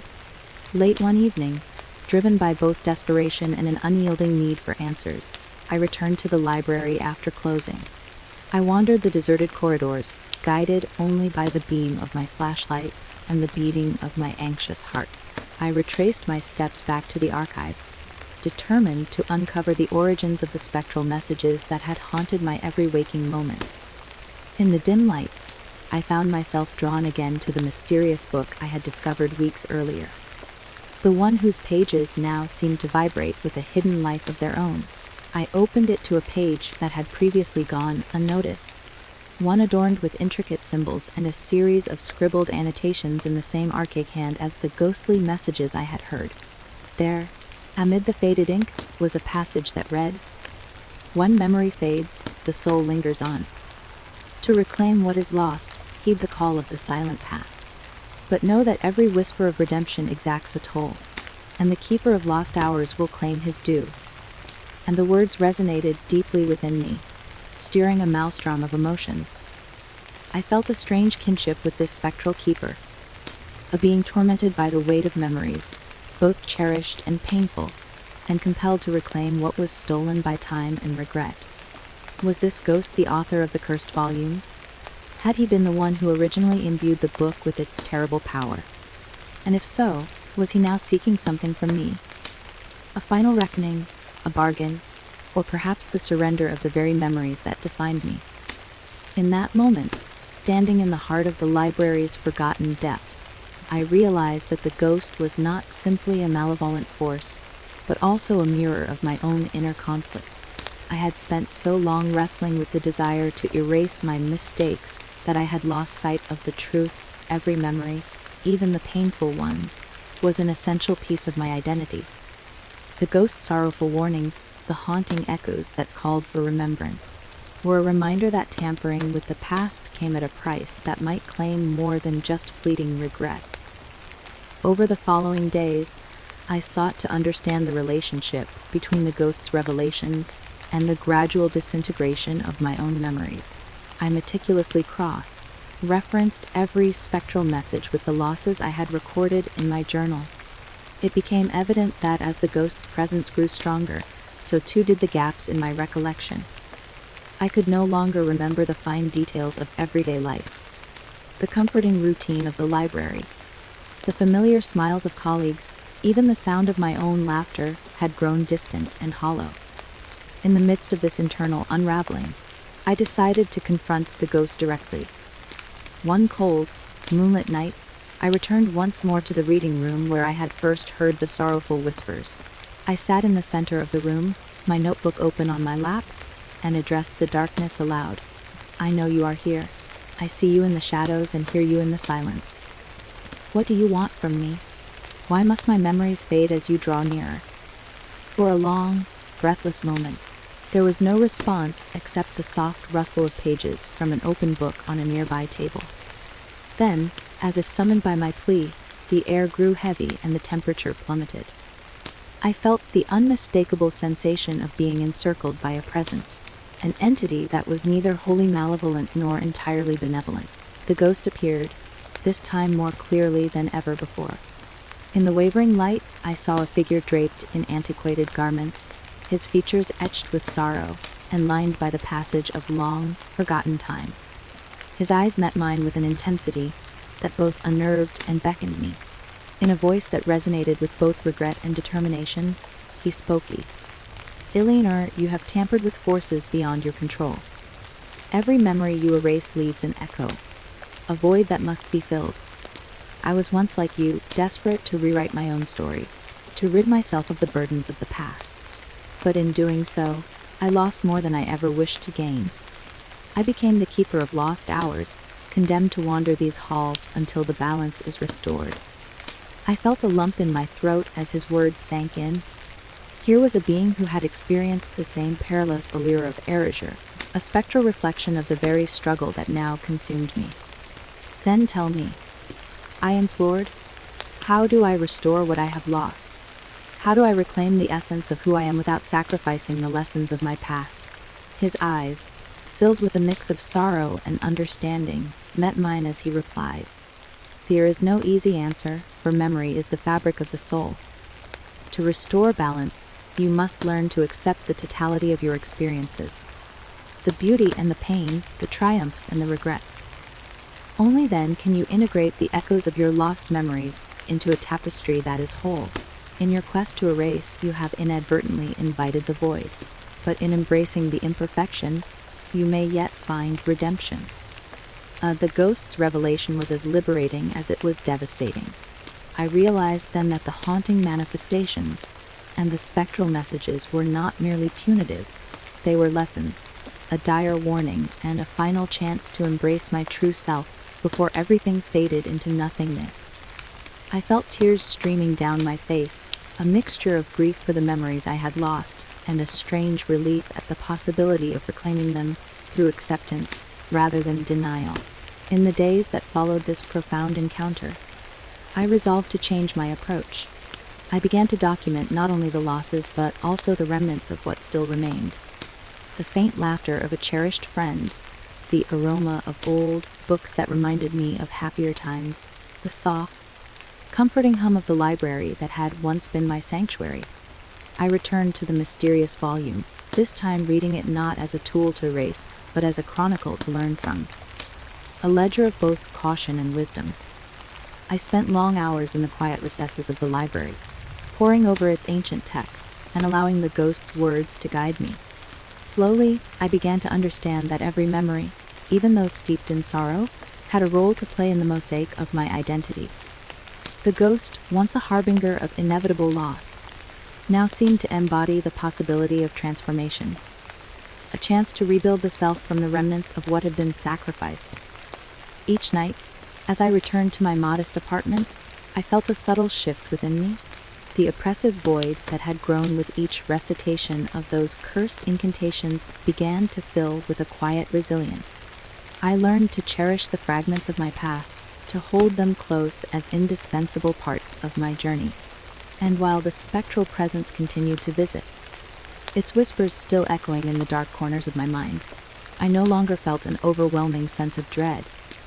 Instead, I sensed a delicate balance emerging, one in which the ghost's revelations served as both a warning and a guide toward reclaiming the narrative of my life. Now, as I sit here in the fading light of another day at the library, I am left with the haunting truth that the past can never be entirely erased.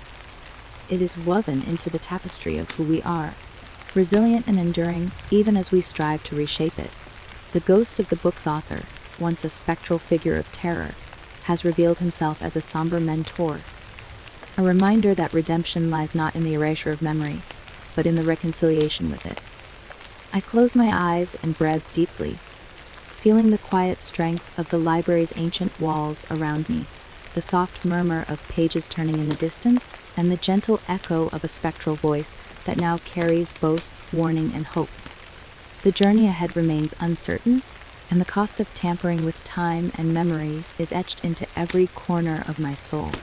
Yet, in the wake of this haunting revelation, I find within myself a spark, determination to rebuild, to embrace the totality of my past, and to honor every piece of the mosaic that is my life. In that fragile balance between light and darkness, memory and oblivion, I stand ready to face whatever comes next. For the ghost has shown me that the path to redemption is paved not with the erasure of painful moments, but with the courage to remember, accept, and transform them into the foundation upon which a renewed self may be built.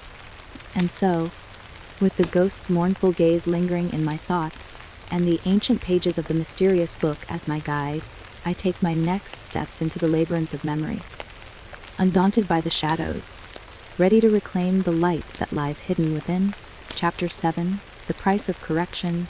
Every attempt to fix the past carries with it a hidden price. That truth has never been more evident than in the days following my increasingly desperate experiments with the mysterious book. As the boundaries between memory and oblivion grew thinner, I began to notice that the corrections I so eagerly enacted were exacting a toll that I had not anticipated, a price that extended far beyond the simple erasure of regret. In the quiet hours of my daily life, subtle but inexorable changes revealed themselves in ways that both alarmed and haunted me. I arrived at the library one crisp morning with a sense of apprehension that had become all too familiar. The familiar routines of cataloging books, answering patrons' questions, and arranging displays now felt foreign. As I moved through the corridors, I could almost feel the silent accusation of every step, a reminder that I had tampered with forces that were never meant to be trifled with. It wasn't just that the book's power was draining my memories, it was that each correction left behind a void, a subtle gap in the intricate tapestry of who I was. In the staff room, I found myself facing curious and concerned glances from my colleagues. Sylvia, a gentle soul with a keen eye for detail, approached me quietly one morning. "Alina," she said softly, "you seem different lately. Is everything all right?" Her eyes searched mine for an explanation that I could not offer.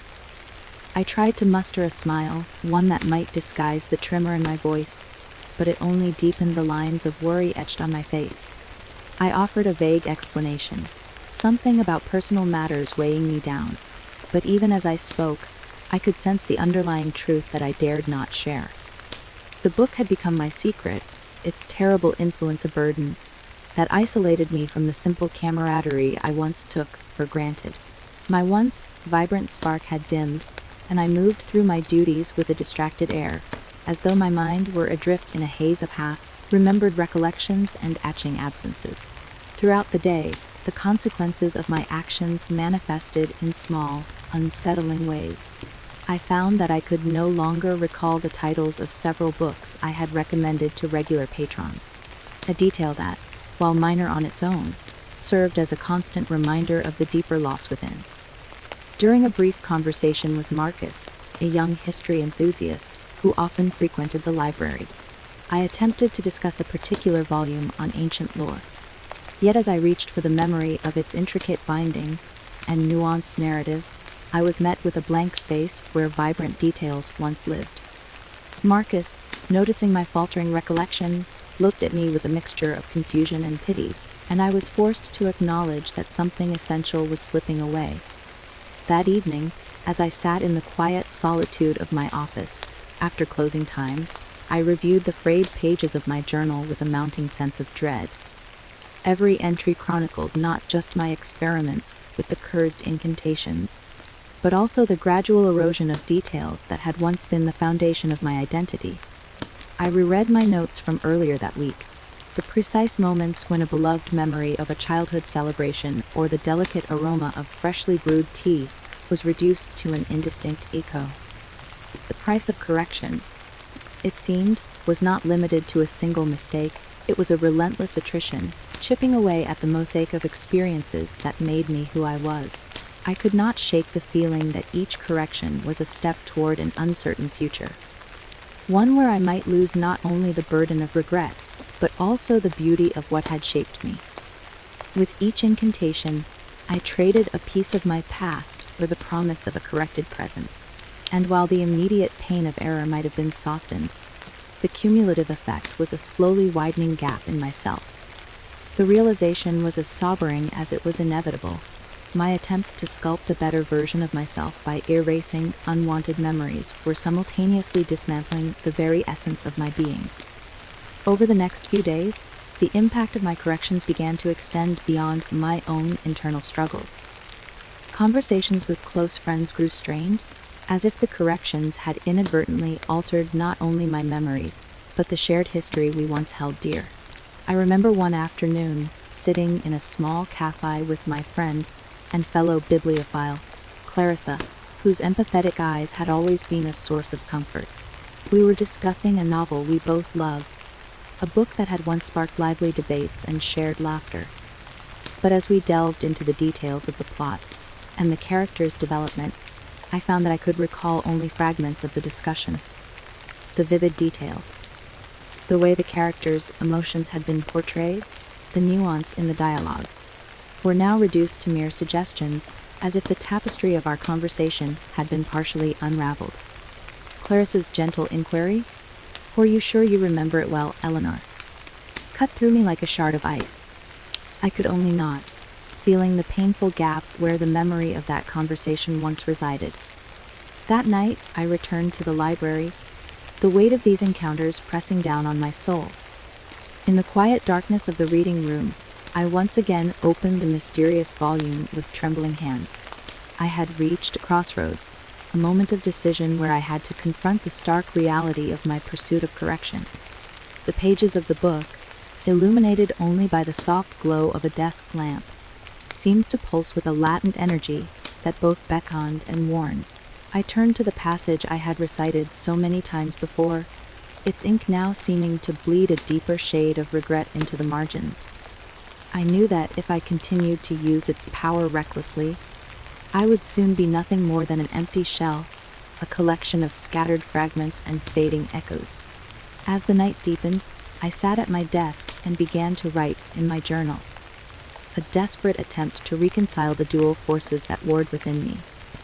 I wrote about the moments of relief when a mistake was corrected and the equally inevitable void that followed. I noted how each correction, intended to soothe the sting of regret, left behind a hollowness that grew heavier with time. I recorded the voices of my colleagues, the questioning glances, and the muted sadness in the eyes of those who cared about me. I wrote about the conversations with Clarissa and Marcus, and the unbearable realization that the tapestry of my life was being unstitched, thread by precious thread. In that solitude, I began to question the very nature of memory. Was it possible to isolate the pain of regret without sacrificing the wisdom that comes with living through it? Could I ever reclaim the balance between the burden of the past and the hope for a future untainted by mistake? The more I thought about it, the more I realized that the cost of correction was not simply a numerical tally of lost memories. It was an existential debt, one that demanded payment in the currency of self. Every memory erased was a piece of the person I had become, and with each correction, I felt myself drifting further from the version of myself I once knew. I recalled the ghost's earlier words, the spectral mentor who had warned me that to restore balance, I must accept the totality of my experiences, both the painful and the joyful. His voice echoed in my mind like a long, forgotten lullaby, urging me to see that the scars of memory were not just wounds to be healed, but also badges of survival and growth. Yet the allure of a perfect past, unmarred by the errors of youth and the mistakes of time, was an intoxicating promise that I found difficult to relinquish. That promise had led me down a treacherous path where the line between healing and self-destruction blurred into insignificance. The next morning, as the first light of dawn crept through the tall windows of the library, I resolved to face the consequences head-on. I spent the day poring over ancient texts and manuscripts that dealt with the philosophy of memory, hoping to glean insights that might offer me a way out of the labyrinth I had unwittingly constructed. In one dusty volume, I read of a tradition in which memory was seen not as a static repository of experiences, but as a living, breathing entity, one that could be nurtured, transformed, and even healed through acceptance and reflection. The idea struck a chord deep within me, and I began to wonder if there was a way to reverse the spiral of loss without further sacrificing the essence of who I was. As the days turned into weeks, I sought to strike a balance between the desire to correct past mistakes and the imperative to preserve the totality of my experience. I began to limit my recitations of the incantations, choosing instead to spend more time simply reflecting on the lessons learned from my past. I reached out to colleagues and friends, sharing fragments of my struggle without divulging the full extent of the supernatural forces at play. In those tentative interactions, I discovered that there was solace in vulnerability, a recognition that, perhaps, imperfection was not something to be feared but embraced. Yet, despite these efforts, the toll of my previous corrections remained an ever-present undercurrent in my life. In moments of quiet introspection, I would feel the absence of a cherished detail, a line of poetry once recited with passion, the ladder of a long-ago companion, or the comforting cadence of a familiar melody, each absence a stark reminder of the price I had paid for the promise of redemption. And in the midst of that quiet despair, the ghost's silent presence lingered, a constant reminder that my journey toward balance was fraught with peril. Late one evening, as I sat in the hushed solitude of the library's back room, I found myself drawn once more to the mysterious volume. Its ancient pages, now stained with the passage of time and the imprint of my trembling fingers, seemed to beckon me with an almost magnetic insistence. I opened the book to a blank margin, where I had previously scribbled notes in haste. This time, I paused, the pen hovering above the paper, as I contemplated the enormity of what I had lost, and what I might yet salvage from the ruins of my memory. In that quiet moment of reckoning, I understood that the price of correction was not an abstract concept to be measured in words or recorded in a ledger of losses. It was, rather, the very cost of being human, the inevitable compromise between the desire to fix what is broken and the need to preserve the full spectrum of life's experiences. In accepting that some memories, even those stained with regret, were indispensable, I felt a quiet resolve blossom within me. I resolved that moving forward, I would no longer attempt to erase the past wholesale, but instead work to integrate its lessons into a coherent narrative of growth. That night, as I sat down to write yet another entry in my journal, I poured out my thoughts with a raw honesty that surprised even me. I described the moments of correction and the painful gaps that followed, the hesitant glances of my colleagues, and the pervasive feeling that every fix carried with a hidden debt. I acknowledged the ghost's warnings, and in a final, desperate plea to the silent forces that governed my fate, I wrote it.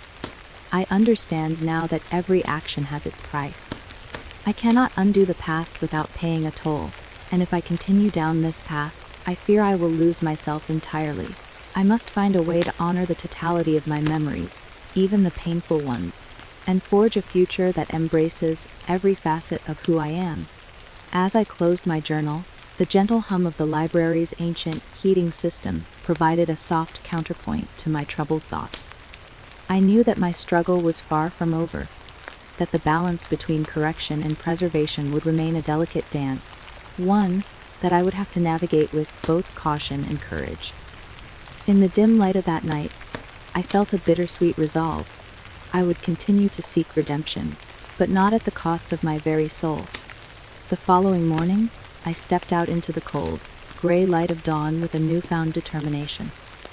I greeted my colleagues with a tentative smile, mindful now of the importance of genuine human connection, the kind that was built on shared memories and mutual understanding, not on the sterile promise of perfected past. As I walked through the library's corridors, I resolved that I would honor both the joys and the sorrows that had shaped me, letting them coexist as the true, unalterable essence of who I was. Even as I acknowledged the painful reality that my attempts at correction had exacted a heavy toll, I found within myself a spark of hope, a belief that perhaps, in embracing the entirety of my past, I could yet forge a future that was richer, deeper, and more authentically me. And in that fragile hope, I discovered the price of correction was not an insurmountable debt, but a challenge to be met with the full measure of human resilience. Thus, as the chapter of correction and loss closed for another day, I stood at the threshold of a new understanding, a realization that the true art of living lay not in erasing the mistakes of the past, but in learning from them, integrating them, and allowing them to inform the tapestry of a life fully lived.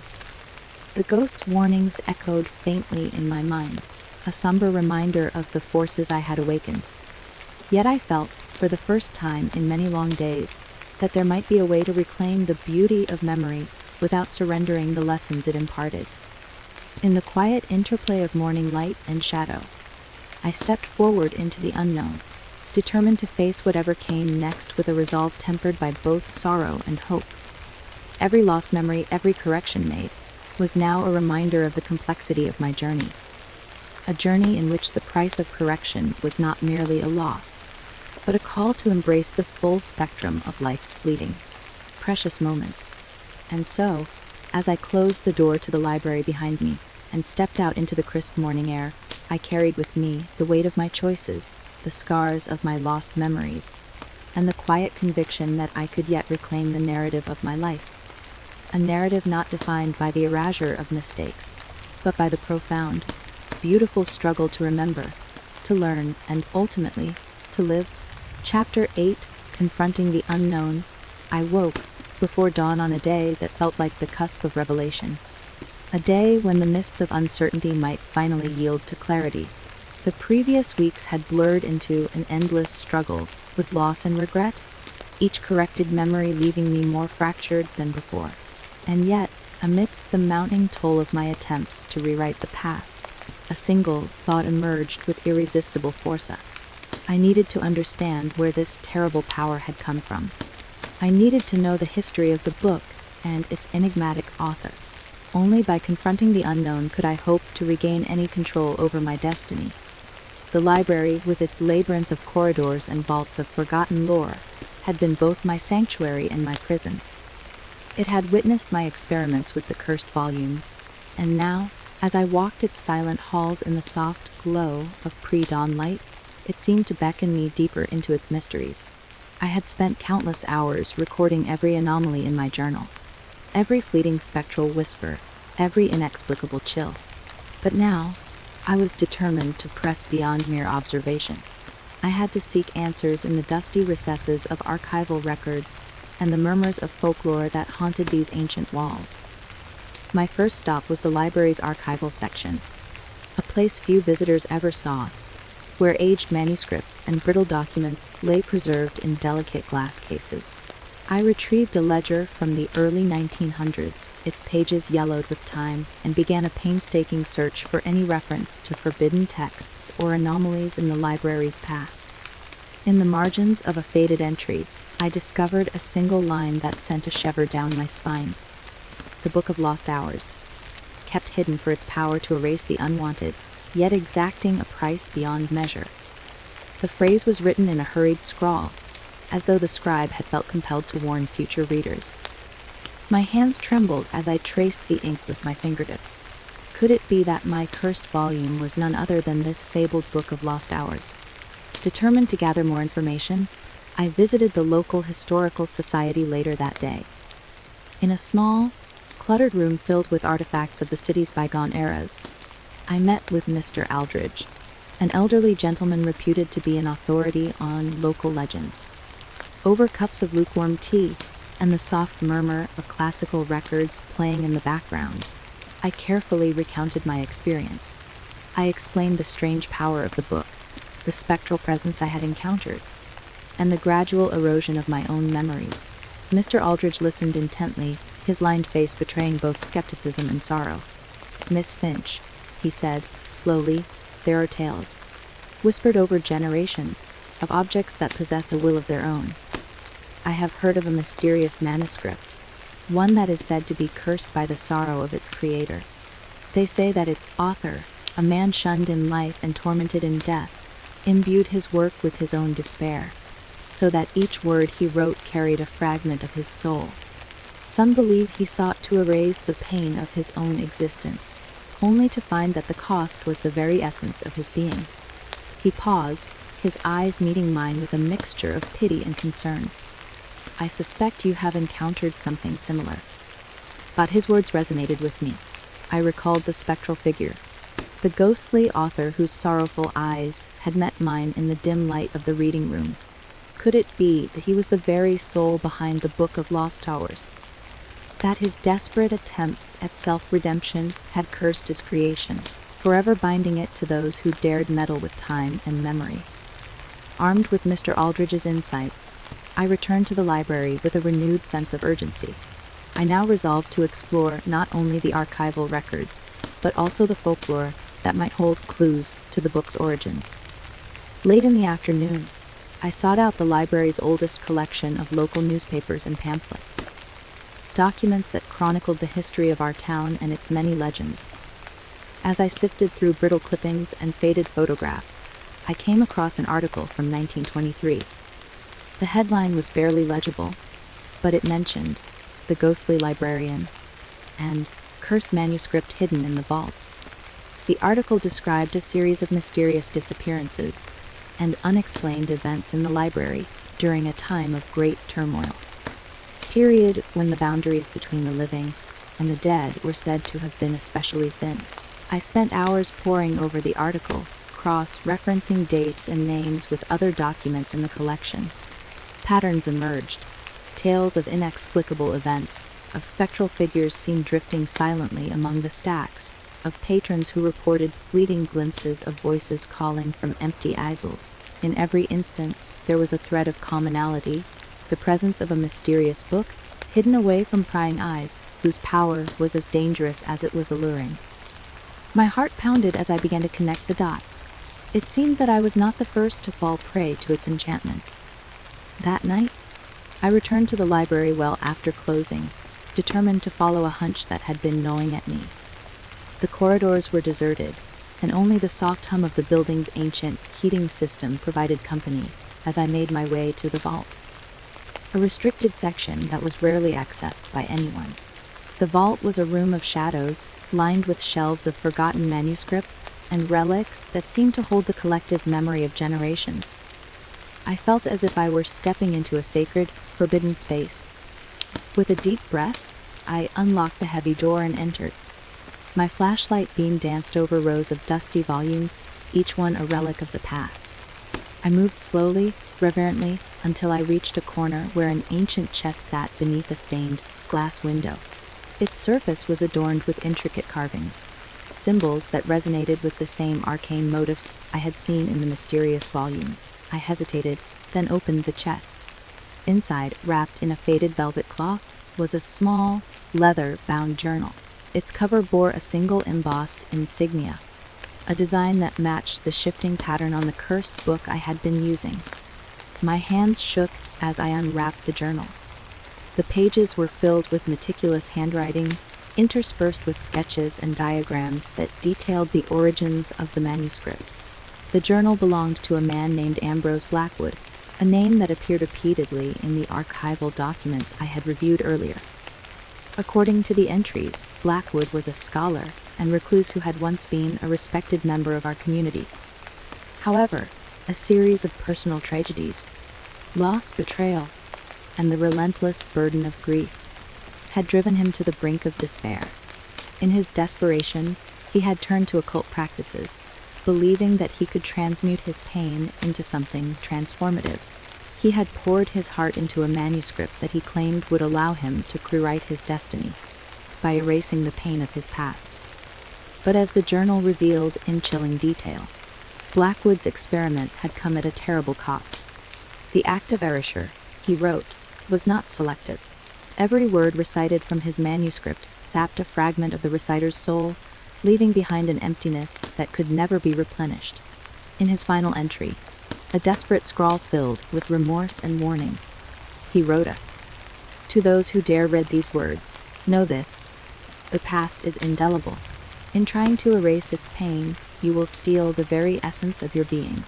The price of correction is a debt that no mortal can repay. Beware the keeper of lost hours, for he seeks to complete the ledger of your soul." Tears blurred my vision as I absorbed Blackwood's final warning.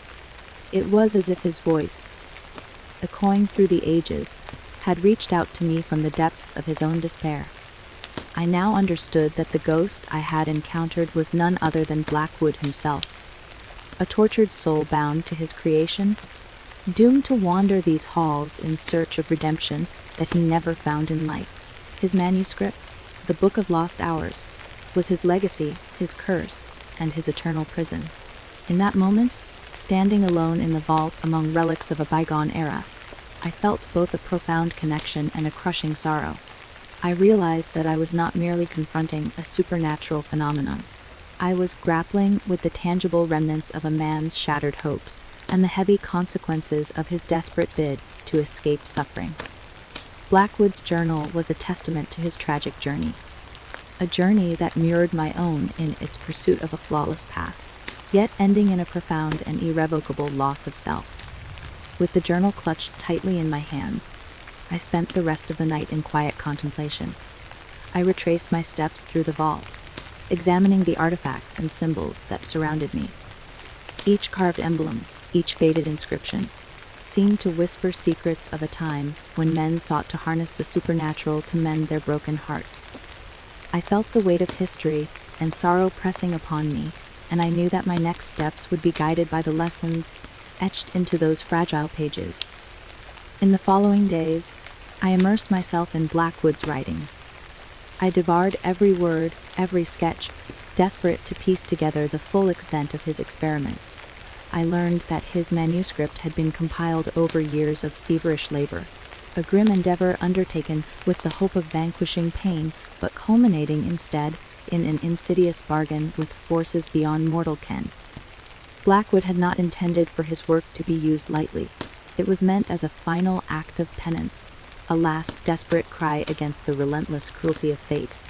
Yet, as fate would have it, his creation had endured, hidden among the stacks of our library, waiting for someone to awaken its dreadful potential.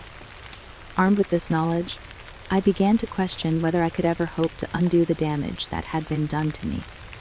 I had already paid a heavy toll, a series of irretrievable losses that left me feeling like a stranger in my own life. The ghostly presence, Blackwood's sorrowful eyes, had warned me that each recitation of the incantation exacted a debt. And now, faced with the origins of that debt, I wondered if there was any possibility of redemption without surrendering more of my essence. I decided to take a bold step. In a quiet consultation with Miss Arcer, Aldridge, and a few trusted colleagues who had come to sense the profound weight of my secret struggle, I shared what I had discovered. The reaction was one of a mixture of disbelief and compassionate sorrow. Together, we resolved that the knowledge contained within Blackwood's journal might be the key not only to understanding the curse, but perhaps to breaking it. If Blackwood had been trapped by the irrevocable price of correction, then perhaps, through a deeper understanding of his own failed experiment, there might be a way to restore balance, at least in part. In the following week, I organized a small meeting in a secluded conference room within the library.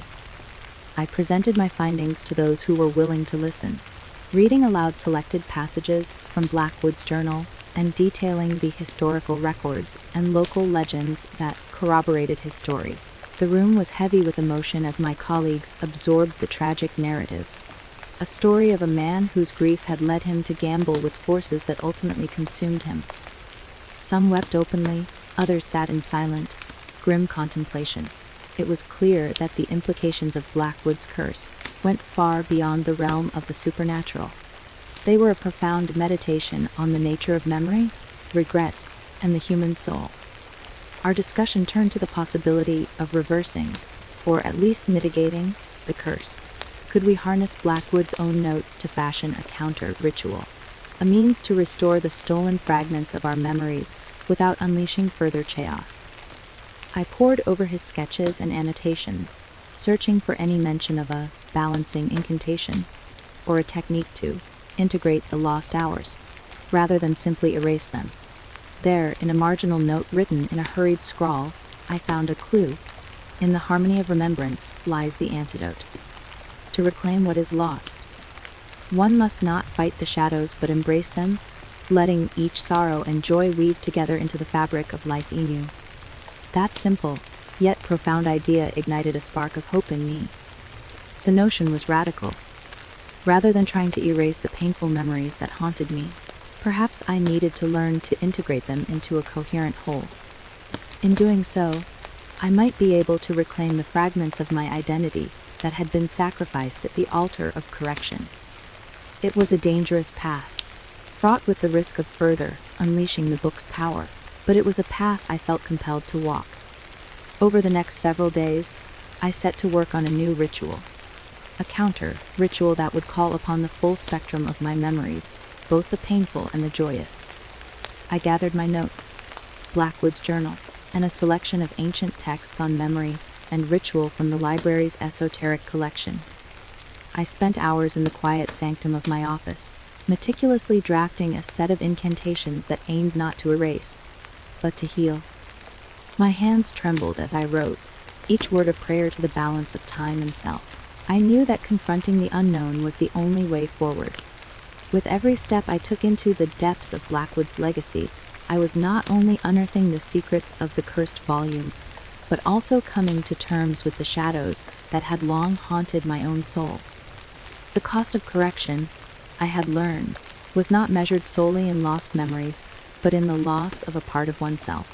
And if I were to recover what had been taken, I needed to accept that my past, its joys and sorrows alike, was an inseparable part of who I was. That evening, under a sky heavy with the promise of rain, I prepared to perform the counter-ritual. In the quiet of the vault, where the ancient artifacts of the past whispered their secrets, I arranged a small circle of symbols and texts. I placed Blackwood's journal at the center, its pages open to the marginal note that had sparked my new understanding. The atmosphere was charged with a tension that was both ominous and hopeful. With a deep breath, I began to recite the incantations I had composed, a litany of remembrance, acceptance, and integration. My voice echoed off the stone walls, a blend of trembling resolve and quiet determination. For long, agonizing minutes, I recited each carefully chosen phrase, calling upon the essence of all that I had lost, and inviting it to merge with the present. In that suspended moment, I felt as though the entire vault vibrated with the resonance of 1,000 memories, each one a delicate note in the symphony of my life. I could almost see them, flashes of laughter and tears, fragments of conversations, ephemeral images of people I had loved and lost. The experience was overwhelming, a flood of emotion and recollection that threatened to consume me. Yet amid the torrent, I sensed a gentle warmth, a presence that seemed to cradle my very being. offering the promise that nothing, not even the deepest sorrow, could ever be completely lost. When I finally ceased, silence reigned for a few breathless moments before the space seemed to exhale in relief. I felt lighter, as though the gap that had long haunted me was beginning to mend. I knew that the process was only in its infancy, that the balance between loss and redemption was fragile and tentative. But in that moment, I had taken the first step toward reclaiming the parts of myself that had been sacrificed in my desperate bid for perfection. In the days and weeks that followed, I noticed subtle changes. My recollections, though still scarred by the costs of previous corrections, began to show signs of integration. The faces of friends, the cadence of familiar voices, even the quiet details of the library's ambience. These were returning in ways that were both inexplicable and deeply comforting. I understood that I had not undone my past entirely. Rather, I had learned to accept it as a mosaic of light and shadow. The ghost of Ambrose Blackwood, once a silent specter of torment, seemed to linger less heavily around me, as if his own burden had been partially lifted by the act of remembrance and reconciliation. Yet, even as I found solace in this emerging balance, I remained ever vigilant. The book, the spectral presence, and the mysteries of the past still loomed large. I continued to document every nuance in my journal, every flicker of memory that returned or faded, determined to learn from both the triumphs and the inevitable setbacks. I reached out to Mr. Aldridge and other scholars of the occult lore, sharing my progress and seeking further insights into how to maintain this fragile equilibrium. As I reflect now on that tumultuous period, I understand that confronting the unknown was not simply about unraveling an ancient mystery. It was about confronting myself, my hopes, my regrets, and the parts of me I had long tried to escape. In facing Blackwood's legacy and the terrible power of the Book of Lost Hours, I discovered that redemption is not found in erasure, but in acceptance. It is the courage to face the totality of one's experiences, both the brilliant and the bruised, and to forge a new narrative that honors the past while allowing for renewal. Today, as I sit at my desk with the soft rustle of turning pages in the background, I feel the steady beat of a heart that has learned to embrace its own imperfection. The journey is far from over, and the price of every correction still lingers as a solemn reminder. But I have come to know that the balance lies not in obliterating the past, but in weaving its threads into a tapestry that is all the more vibrant for its imperfections. In the quiet interplay of memory and oblivion, I have begun to understand that the unknown is not an enemy to be vanquished, but a part of the self to be embraced. And so, with Blackwood's journal as both warning and guide, I step forward into a future where every lost hour may yet be reclaimed, not by erasing pain, but by learning to live with it, and, in doing so, to truly remember who I am. Thus, I stand ready to confront the unknown, not as a prisoner of a cursed manuscript, but as a keeper of my own memories, willing to accept the scars as marks of a life fully lived. The pages of the Book of Lost Hours, once a promise of perfection and a curse of erasure, now serve as a testament to the profound, bittersweet truth that to truly remember is to live. And so, with each new day that dawns over these ancient halls, I continue my journey, ever mindful of the delicate balance between remembrance and oblivion, and determined to reclaim the narrative of my life, one fragile, precious memory at a time. Chapter 9. The Ghost's Ominous Role. The days that followed my confrontation with the unknown past in a disorienting blur, each moment colored by the inescapable weight of Blackwood's legacy and the spectral echoes that continued to haunt these ancient halls. I had spent long hours poring over his journal and piecing together fragments of history from the library's most secretive archives. Yet, as the threads of his tragic narrative wove themselves into my own story, a terrifying clarity began to emerge, a realization that the ghost whose sorrowful eyes had met mine was not simply an echo of despair, but the architect of my present torment. I remember it vividly, one late evening, when the library was steeped in silence, and the only sound was the steady drip of rain against the leaded windows. I sat alone in the reading room, the flicker of candlelight dancing on the spines of books. In that fragile glow, the air grew unnaturally still. The temperature plummeted, and I sensed, with a gut-wrenching certainty, that I was not alone. The soft rustle of pages, usually a comforting murmur, now carried a weight of foreboding. And then, emerging from the deepest shadows, he appeared, a spectral figure whose presence seemed to warp the very fabric of time. I recognized him immediately as Ambrose Blackwood, though the man I saw now bore the unmistakable scars of a life ruined by ambition and heartbreak. His eyes, filled with a desperate intensity, locked onto mine as he slowly drifted toward me. His features were gaunt, almost skeletal, yet they radiated an unmistakable anger. An anger not solely born of his own lost identity, but of a festering betrayal that had driven him to create the cursed volume. It was as if very act of inscribing his sorrow into that manuscript had damned him to an existence of perpetual regret, and now he had returned to exact a terrible, personal vengeance. "Eleanor," his voice, both mournful and accusing, echoed softly, as if carried by a long-forgotten wind. I rose unsteadily, heart pounding, knowing that this confrontation was inevitable. There, in the quiet gloom of the reading room, his spectral form hovered between the stacks like a grim sentinel, a living embodiment of the curse I had unwittingly embraced. I struggled to steady my voice as I asked, "What do you want from me?" The question trembled in the silence, hanging heavy in the stale air. For a long, agonizing moment, Blackwood regarded me with an intensity that seemed to pierce the very core of my being.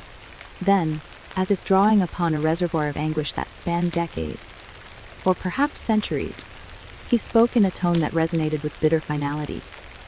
"You have meddled with my creation, Eleanor," he said, his words laced with an ominous mixture of sorrow and menace. "You have used my work to erase your mistakes, to rewrite your past, and in doing so, you have unwittingly set in motion a chain of events that threatens to consume you. I created this book in an act of desperation, believing I could expunge the unbearable pain of my existence. But every word I wrote, every incantation I birthed, came with a price. And now, that price must be paid." His eyes, dark, fathomless pools of regret, seemed to shimmer with a supernatural light as he continued. "My intent was never to offer redemption. I sought only to escape the torment of memory, to free myself from the relentless grip of regret. But in the process, I became bound to this manuscript, my essence fused with its cursed power. I am the keeper of lost hours, the guardian of every memory that has been sacrificed in the pursuit of a so-called second chance." I listened, horrified, as his revelation unfolded like a dark tapestry before me. It was not merely that Blackwood's spirit lingered as an echo of a tortured past. He was, in fact, the very author of the manuscript, the man who had inscribed his grief, his fury, and his unyielding desire for obliteration of pain into every line of that accursed text. And now, his lingering spirit had a purpose, a final, desperate claim on my very mind. "You see," he said, stepping closer, the spectral light around him intensifying, "the power of the book is not benign. It extracts a toll from those who dare use it. Every incantation, every recitation that you have performed, has not been an act of mere correction, but a siphoning of your essence. Each lost memory is a fragment of your soul that I claim to complete the ledger of my own unfinished narrative. You have become the unwitting vessel in which my own tragic fate will be sealed." The impact of his words was like a blow to the chest. I could feel my heart constricting, and a wave of terror swept over me as I realized the magnitude of my predicament. I had thought that my attempts to correct my past were simply a personal quest for redemption. I had not anticipated that each spoken word would not only strip away a part of my identity, but would also serve a darker, more insidious purpose, a purpose that now seemed inexorably linked to Blackwood's own descent into oblivion. "But why me?" I managed to whisper, voice trembling. "What have I done to warrant such a claim on my soul?" Blackwood's gaze hardened, and his spectral form seemed to pulse with an intensity born of centuries of regret. "Your mistake," he intoned, "was not an isolated misstep. it was the catalyst that awakened the latent power of the book, a spark that set in motion events that I had long foreseen. In you, I saw the opportunity to complete my own unfinished story, a story of a man consumed by grief, whose desperate desire to erase the pain of his past has left him eternally adrift. Your willingness to use my creation to alter the tapestry of your memories has provided the final thread I require to seal my own fate. In your mind, in the recesses of your memories that slip away with each incantation, I will find my conclusion. His words echoed in the silent room, a decree of fate that left me reeling. I felt the profound truth of his message. The more I sought to escape my own regrets, the closer I came to surrendering my entire identity to a ghost whose only desire was to complete a narrative that had long since lost all hope of redemption. In my desperate bid to correct the past, I had unwittingly become entangled in a web of spectral vengeance, a web from which there was no easy escape. The room seemed to grow colder still as Blackwood's presence pressed in around me, and I struggled to gather my scattered thoughts. What can I do? I stammered, voice barely audible above the pounding of my heart. If every word I speak, every memory I lose, is fueling your existence, then how do I stop it? How do I reclaim myself from the grasp of your curse? For a long moment, silence reigned. Then, with a voice that seemed to come from beyond the veil of time, Blackwood answered, "There is only one path left, Eleanor. To break the cycle, you must confront the source of the curse. Accept the entirety of your past, the bitter and the beautiful, and in doing so, sever the chain of retribution that binds me to you. Only by embracing every facet of your experience, without resorting to erasure, can you hope to reclaim the memories that are rightfully yours. You must allow your story to be complete, imperfections, regrets, and all, so that my ledger remains forever incomplete. Only then will the balance be restored." I stared at him, a mix of despair and defiant resolve swirling within me. The idea was as terrifying as it was liberating, to forsake the temptation to alter my past, to accept that every misstep, every moment of pain, was an indispensable thread in the fabric of my identity. Yet the cost was steep. My own yearning for a life unburdened by regret had led me into this dire predicament, and now the only salvation lay in relinquishing that desperate hope. Tears welled in my eyes as I realized the enormity of the choice before me. On one hand, I could continue down this treacherous path, each recitation of the incantation further draining my essence and paving the way for Blackwood's complete reclamation of my final, unaltered memory. On the other, I could confront the truth of my past, accept the mosaic of experiences that defined me, however painful, and thereby deny him the completion of his own tragic narrative. "Then I must choose?" I said softly, my voice quivering with the weight of that decision. "I must accept my past, every painful moment, every mistake, even if it means living with the scars I have long tried to erase. I cannot allow my desire for perfection to cost me my very soul." A Blackwood's expression, if one could call it that, shifted imperceptibly. For a fleeting moment, the fierce determination in his eyes softened, replaced by a look of resigned sorrow. "You understand," he murmured, almost to himself, "and that is both your salvation and your curse." In that charged, silent moment, I felt as though the library itself was holding its breath, waiting for the next turn in a story that had spanned lifetimes. The ghost of Ambrose Blackwood had revealed his true purpose, a purpose steeped in bitterness, regret, and a longing for a final resolution that had eluded him in life. He had manipulated the cursed power of his manuscript to claim the memories of those who sought to escape their own pasts, ensuring that his own narrative would be completed by the very souls he had ensnared. And now, the final chapter of his existence, and mine, hung in a precarious balance. I gathered my courage, drawing a trembling breath as I resolved to take the first step toward reclaiming what was mine. "I will try," I whispered. "I will face my memories, however painful they may be, and I will honor every part of my past." My words, though small, seemed to ripple through the oppressive silence, challenging the dark destiny that Blackwood had imposed. For a long time, nothing moved.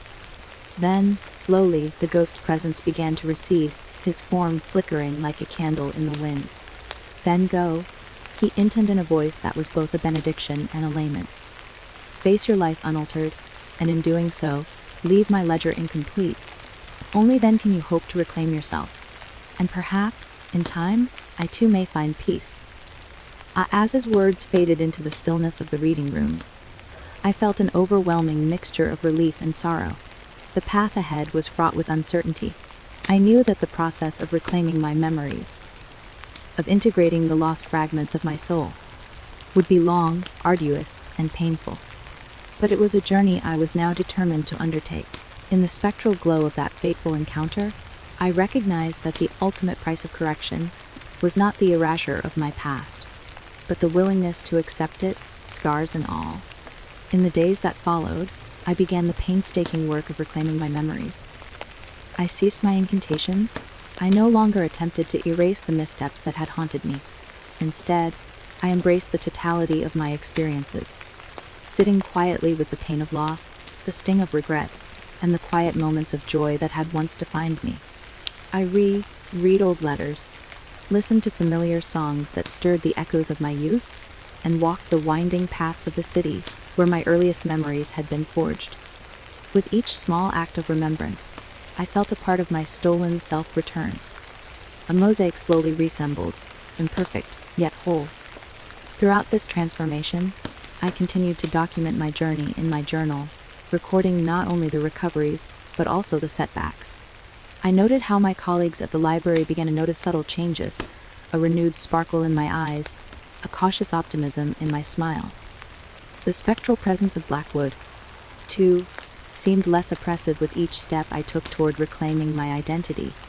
His ghostly influence lingered in the background, constant reminder of the terrible cost that had once been exacted.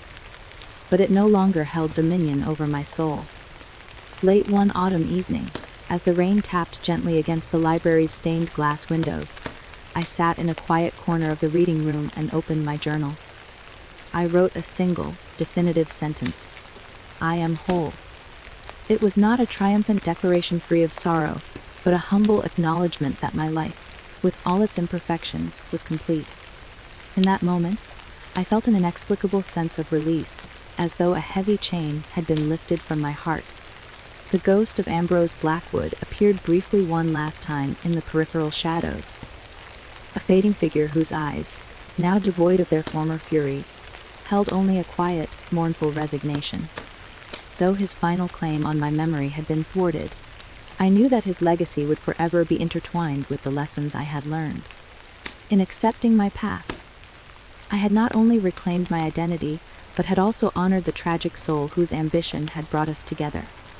The Book of Lost Hours would remain a somber reminder, a relic of a desperate attempt to alter fate, and a testament to the profound truth that every memory, no matter how painful, is an essential thread in the tapestry of life. Now, as I sit here in the fading light of another day at the library, I feel the echoes of Blackwood's ominous role receding into the background, replaced by a steady, enduring hope. I have learned that the true power of memory lies not in its perfection, but in its ability to shape us, to teach us, and ultimately to remind us that every moment, both joyous and sorrowful, is worth holding on to. And though the specter of the ghost may forever haunt these halls, I have finally found the strength to confront it not with fear, but with acceptance and resolve. In that quiet determination, I step forward into the uncertain future, my heart no longer burdened by the promise of a flawless past, but enriched by the beauty of all that I have experienced. Every scar, every joy, every precious, irreplaceable memory that makes me who I am. The ledger of lost hours remains incomplete, and for now, that is enough. Thus ends the ominous revelation of Blackwood's purpose, a dark chapter in the saga of my life that has forced me to confront not only the supernatural, but the very nature of memory and identity. As I close this chapter and look toward the horizon of tomorrow, I do so with the firm conviction that true redemption lies not in the erasure of regret, but in the courage to embrace every part of our journey, even those parts that haunt us, whispering from the shadows, urging us to remember and to live. And so, with a final lingering look at the quiet, somber corridors of the library, the repository of all my past, I step forward into the uncertain light of a new day, determined to reclaim my future, one memory at a time.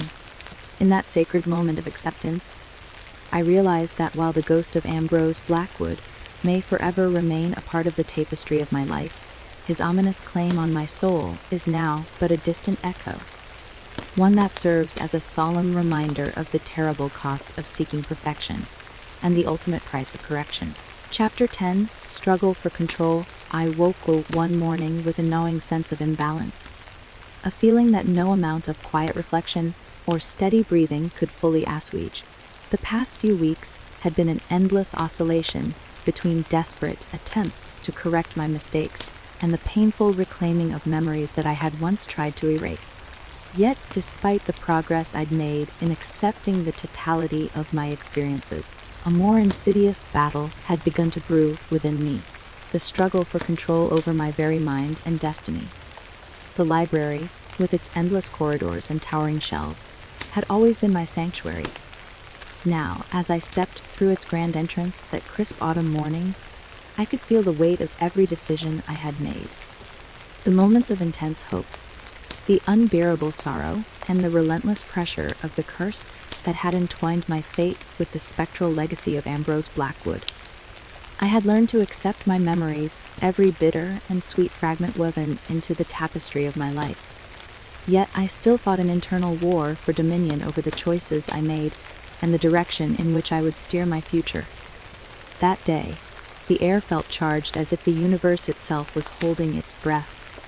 I moved deliberately through the library's familiar halls, my footsteps echoing against marble floors and ancient stone walls.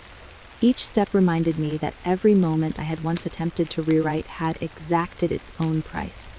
I had reclaimed much of what I'd lost by facing my past, but now I felt the pressure of an unseen force urging me to relinquish control, a force that seemed to whisper that my destiny was not mine to command, that the ghost's ledger was slowly closing in on me. In the quiet reading room, I found a solitary table beneath a stained glass window. Soft light filtered through the colored glass, painting the room with transient hues of blue and amber. I sat there with my journal open before me, the pages filled with frantic scribbles of both triumph and despair.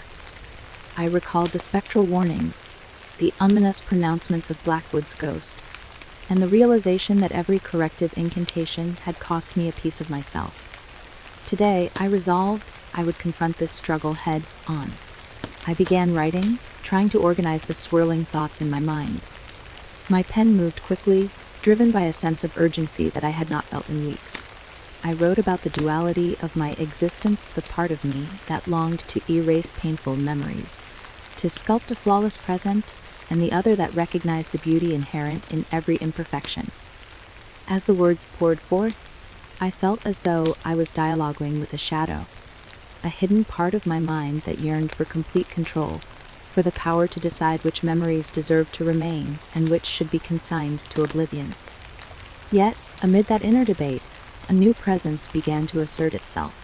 It was not the familiar chill of the ghost of Ambrose Blackwood, who had become, in a strange way, a reluctant mentor, but a subtler, more persistent force that seemed to emanate from deep within my own consciousness. It was as though I had been living in a state of semi-conscious submission to the curse, my will bending imperceptibly to the ledger that demanded a toll for every act of correction.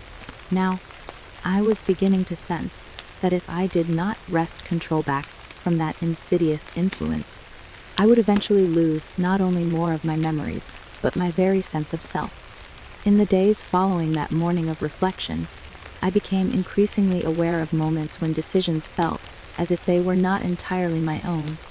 I would be in the midst of a conversation with a colleague or friend, and for a split second, I'd sense an overwhelming compulsion to avoid certain topics, a hesitation, a pause that wasn't natural. In those moments, it was as if an external hand had guided my thoughts, steering me away from discussing painful memories or choices I had once made. I began to wonder, was I truly in control of my own narrative, Or was the ghost's curse slowly usurping that power?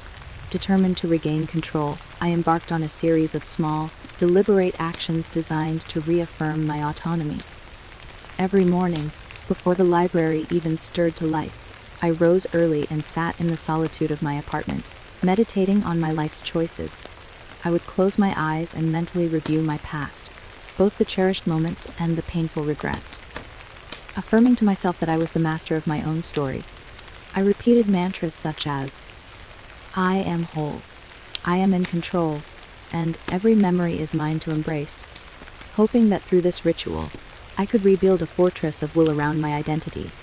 But the struggle was not solely an internal one. Outside the quiet recesses of my mind, the consequences of my earlier choices continued to manifest. At work, the library's patrons began to comment on the subtle change in me. I noticed that a few regulars, old acquaintances who had once shared laughter and engaging conversation with me, now seemed to regard me with a mix of sympathy and distant concern. Their eyes, once warm with recognition, now held a trace of sadness, as if they sensed that I was fighting a battle far more harrowing than a simple lapse in memory. One afternoon, as I was shelving a collection of rare, leather-bound volumes in a secluded corner of the library, I encountered Mr. Aldridge once again. The elderly man had been a steadfast confidant since I first confided my secret struggles to him. Today, he regarded me with a look that was both tender and grave. "Eleanor," he said in a soft, measured tone, "I see that you are wrestling with forces that are not easily subdued. The battle for control over one's own mind is the most arduous of all." I nodded slowly, feeling the weight of his words. I fear that every correction I once made, every incantation uttered in desperate hope, has slowly eroded my autonomy. I sometimes wonder if I am still steering my life, or if I have become a marionette to forces I no longer fully understand. Mr. Aldridge's eyes were kind yet pained. Memory, regret, and redemption. They are all threads in the tapestry of our existence. But if you allow yourself to be governed solely by the desire to erase pain, you risk surrendering the very essence that makes you human. Control, my dear, is not about erasing the past, but about integrating it. Accepting that every joy, every sorrow, and every mistake is part of your unique journey. His words resonated with me long after our brief conversation. I returned to my study that evening with renewed determination. I revisited Blackwood's journal, not with the desperate hope of finding a way to erase the haunting memories, but to seek wisdom in his own tragic struggle for control. I read again the passages that described his descent into obsession. A man so consumed by regret that he had allowed his curse to dictate the terms of his existence. It was a cautionary tale, a mirror reflecting my own inner turmoil. That night, as I sat beneath the soft glow of my desk lamp, I resolved to confront the darker side of my desire for correction. I wrote fervently in my journal, pouring out every doubt and fear. I acknowledged the seductive allure of a perfected past, but also recognized that it was a lie, a fantasy that, if pursued too fervently, would cost me not just my memories, but my very soul. I vowed to reclaim the reins of my destiny, to steer my life not by the dictates of a spectral ledger, but by my own conscious choices. In the following days, I introduced small acts of rebellion against the unseen influence that had sought to control me. I intentionally recalled memories that I had once shunned. The bittersweet taste of a long-forgotten summer, the laughter of old friends, even the sharp sting of regret from mistakes I could no longer change. I shared these recollections with those around me, inviting conversation and reflection, as a way to remind myself that my past, with all its pain and beauty, was inherently mine. I began to incorporate these practices into my daily routine, a form of quiet resistance that slowly strengthened my sense of agency.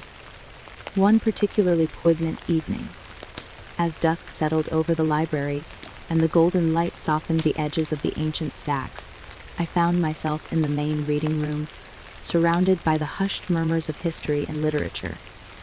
I took a deep breath and addressed the empty space, speaking aloud as though to an unseen audience. I am the author of my own life. I declared, my voice steady despite the tremor in my hands. Every memory, every regret, and every joy is a part of me. I choose to remember, not to erase. In that moment, I felt as if a weight had been lifted, a small, but significant victory in the ongoing struggle for control. I knew that the ghost of Blackwood and the curse of the Book of Lost Hours would not simply vanish overnight. They were part of the tapestry of my existence now, intertwined with every choice I had made. But by asserting my own will, by choosing to confront the past rather than deny it, I began to carve out a space where I could govern my own destiny. Still, the battle was far from over. There were days when the influence of that spectral ledger surged unexpectedly, when I would catch myself hesitating at the threshold of a decision, as if a silent, insidious force was whispering doubts into my ear. On those days, I fought back with all the determination I could muster, recalling Mr. Aldridge's gentle admonitions and the memories of those I loved. I learned to identify the subtle signs. A fleeting moment of confusion in a conversation, a hesitation when faced with a painful recollection, and to counter them with conscious, deliberate thought. I also began to experiment with a new kind of ritual, one that did not call for the erasure of memory, but for the active reclamation of control. Each evening, I lit a single candle in the quiet sanctuary of my study and recited a series of affirmations. I am in control of my destiny, I whispered, and every memory, every experience is mine to embrace. I allowed the candle's flame to represent the enduring spark of my own will. A small, constant beacon that refused to be snuffed out by external forces. In my journal, I recorded these moments of defiance alongside the more painful episodes of loss. I wrote about the inner battles that raged in the quiet hours before sleep, about the times when I felt as though I were teetering on the edge of surrender.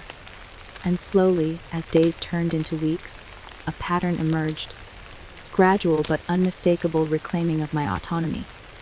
My recollections, though still marred by past incursions, began to show signs of coherence. I found that I could now remember not only the bright moments of my youth, but also the lessons hidden within my regrets. It was as if I was slowly piecing together a puzzle that I had once thought irreparably broken. One evening, after a particularly intense day of inner strife and subsequent recovery, I sat in the library's secluded courtyard. The autumn air was crisp, and the leaves rustled softly in the gentle breeze, their colors vivid against the fading light. I looked up at the twilight sky and realized that I was no longer a captive of the ghost's ledger. I was, at long last, beginning to govern my own life, a truth that shone as clearly as the first stars emerging in the dusk. In that moment, I understood that the struggle for control was not a battle to be won in a single day or through a single act of defiance. It was a lifelong endeavor, a continuous negotiation between the forces of memory and the desire to shape one's destiny. And though the ghost of Ambrose Blackwood and the cursed power of the Book of Lost Hours would always linger as shadows at the periphery of my mind, they no longer held absolute dominion over me. As I slowly walked back to the library, my footsteps measured and resolute, I felt a quiet, enduring conviction settle over me. I had learned that true control lay not in the obliteration of the past, but in the integration of every facet of my life. The triumphs and the tragedies, the mistakes, and the moments of joy. In accepting that, I had reclaimed a piece of my soul that I had once feared was lost forever. Now, standing at the threshold of a new day, I looked ahead with cautious hope. The path would undoubtedly remain fraught with challenges and setbacks, and the struggle for control might one day threaten to overwhelm me again. But I knew that I possessed the strength to face those moments head on.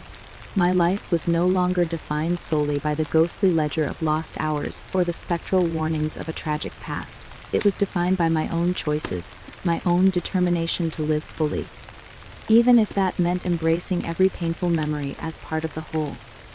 In the quiet sanctuary of my mind, amid the rustle of turning pages and the soft cadence of my own heartbeat, I reaffirmed a promise to myself that I would never again allow the desperate urge for correction to strip me of the very essence of who I am. I would hold fast to my memories, each one a thread in the intricate tapestry of my life, and I would govern my own destiny, even when the forces of regret and sorrow sought to dictate otherwise. Thus, with every new sunrise that filtered through the ancient windows of the library, I stepped forward into the future with the firm resolve to remain the author of my own story. A story not written in the ink of erased mistakes, but in the vibrant hues of a life lived with unyielding courage and heartfelt authenticity. In that resolute silence, as the library's corridors echoed with the promise of another day, I understood that the struggle for control was both my greatest challenge and my most profound opportunity. The power to reclaim my memories, to accept every scar and every joy as integral parts of my being, belonged solely to me. And though the ghost's ominous ledger may linger as a reminder of what once was, I had finally learned that true freedom lies in the courage to shape one's own destiny. One memory, one choice, one precious, irreplaceable moment at a time. Chapter 11, The Showdown Begins. I had sensed it for weeks. The gathering storm of forces that had lain dormant behind the veil of whispered memories and spectral warnings. In the days after my desperate plan took shape, an undercurrent of tension had built in the library's ancient corridors. It was as if the very walls vibrated with the weight of what was coming, a promise of a confrontation that would blur the boundaries between the physical and the metaphysical. I knew, deep within my soul, that the moment of reckoning was imminent. That fateful evening, the sky was a tumult of bruised purples and deep blues, and a chill wind hissed through the cracks in the old stone facade of the library. I arrived at the sanctum, a secluded reading room on the second floor that had become my refuge and battleground, in a state of deliberate resolve. Tonight, I would no longer cower behind cautious rituals and whispered affirmations. Tonight, I would confront the manifestations that had haunted me for so long. The room was nearly empty, its once comforting silence now heavy with expectancy. I set my belongings on a sturdy oak table and carefully arranged the objects that had come to symbolize my reclamation of memory: a weathered photograph of my childhood, a faded scarf from happier days, and, most crucially, Blackwood's journal open to the marginal note that had sparked my counter. Ritual. In the center of the table, I placed a single, flickering candle inside a delicate silver holder. Its flame danced uncertainly as if mirroring my own wavering but determined heart. I sat, crossing my legs on the cool, worn rug, and took several deep, measured breaths. The mantra I had clung to for so many sleepless nights. I reclaim every moment. I am the author of my own story. Echoed softly in my mind. Tonight, however, that mantra would serve not only as a talisman but as my battle cry. Almost imperceptibly at first, the temperature in the room began to drop. I felt the prickling of goosebumps along my arms as the candle's light flickered wildly, throwing erratic shadows that stretched unnaturally across the walls. In the silence, the steady tick of an old clock on the wall was joined by a low, resonant hum, a sound that seemed to emanate from the very stone beneath my feet. Then, as if summoned by my focused intent, the air thickened and shifted. The candle's flame elongated into a thin, wavering line, and a subtle distortion crept into the periphery of my vision, a ripple that suggested something was about to emerge. My pulse quickened. I gripped my journal tightly, my knuckles whitening, as I waited for the inevitable. A sudden, sharp gust of wind burst into the room, extinguishing the candle in a burst of smoky darkness. For a split second, I sat in utter blackness, heart pounding so loudly I feared it might shatter the fragile calm. And then, as my eyes adjusted, I saw them, figures emerging from the shadows like echoes of forgotten nightmares. The very air seemed alive with spectral presences, vague silhouettes with shifting forms, moving with an eerie fluidity that defied the laws of the physical world. I rose, my legs unsteady yet determined, and stepped forward. "I know you are here," I declared, my voice echoing off the high, vaulted ceiling. "Shout yourself. I am no longer afraid." In response, one of the shapes coalesced into something more distinct, a gaunt figure clad in the tattered remnants of antiquated clothing, his eyes a deep well of sorrow and anger. It was Ambrose Blackwood himself, his spectral presence more vivid than ever before. His features were lined with an expression that mingled regret with a fierce, almost desperate intensity. Around him, other forms shimmered in and out of existence. Phantoms that seemed to be tethered to his will, manifestations of the very memories he had siphoned from me. Blackwood stepped forward, his voice reverberating with an otherworldly timbre. "Eleanor, you have defied the ledger. You have attempted to reclaim what is yours. But now you must face the consequences of your actions." My heart hammered in my chest, yet I did not retreat.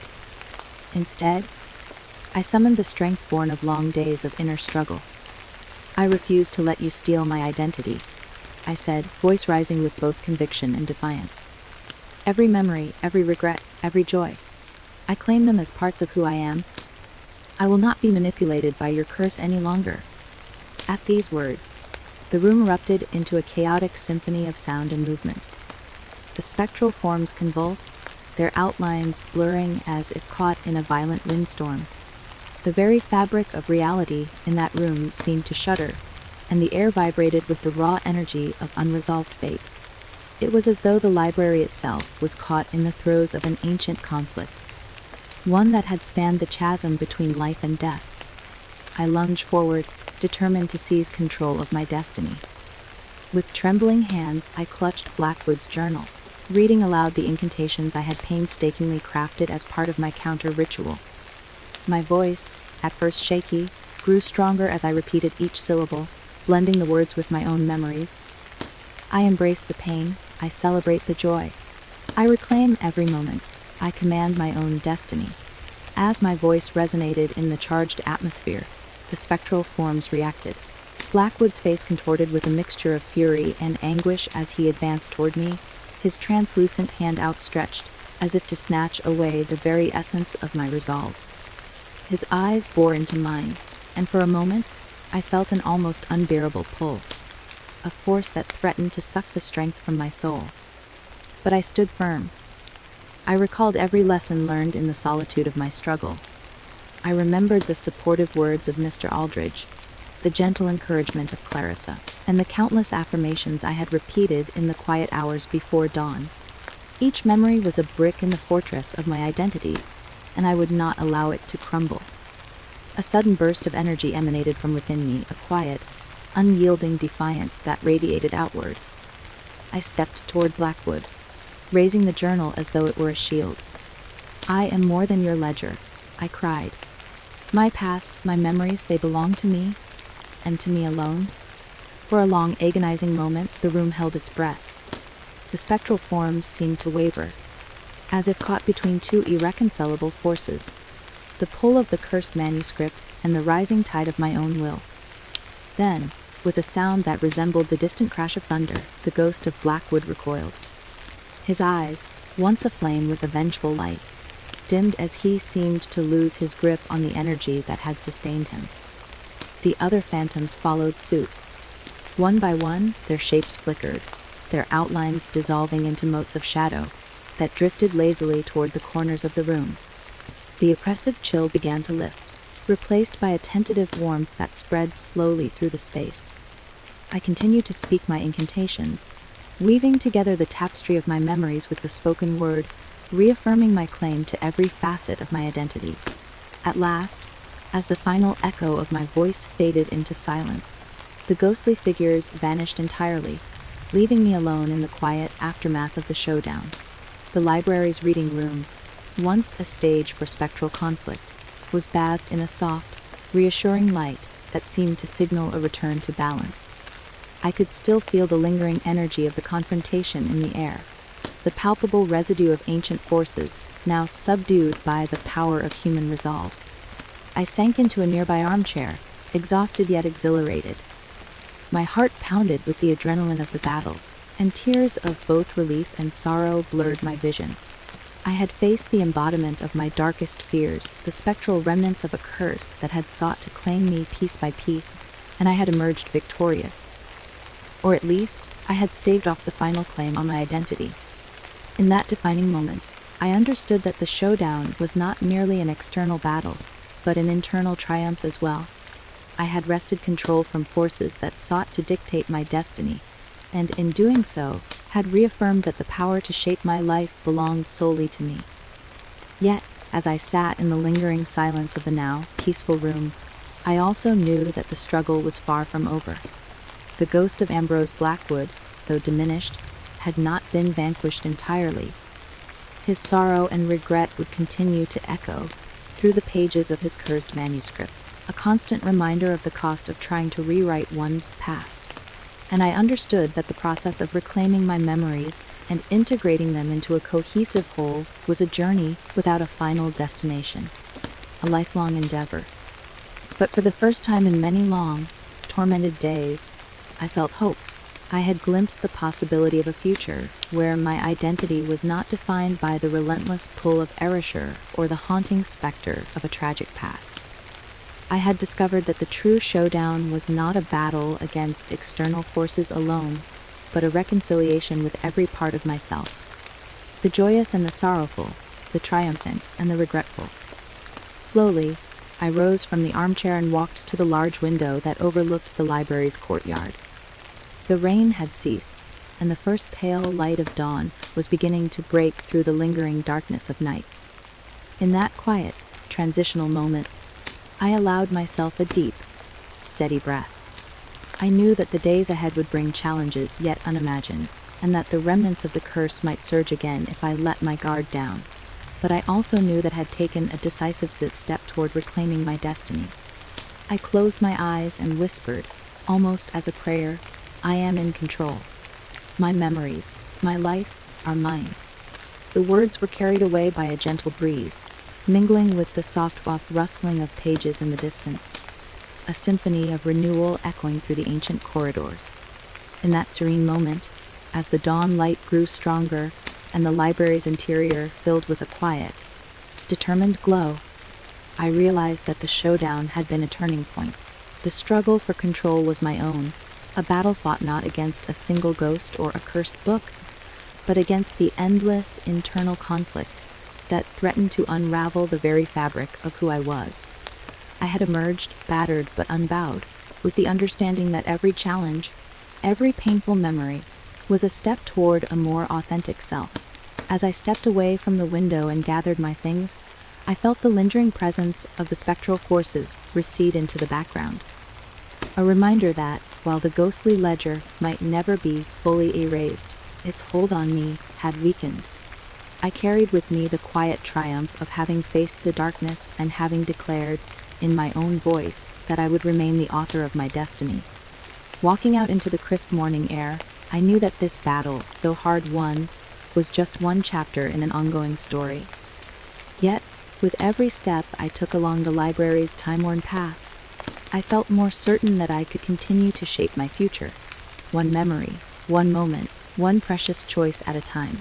Thus, as the day unfurled before me in soft light and gentle promise, I embraced the truth that the showdown had not ended the curse. It had transformed it into a challenge that I was now equipped to meet. And in that transformation, I discovered that true power lay in the acceptance of every scar and every joy that had brought me here.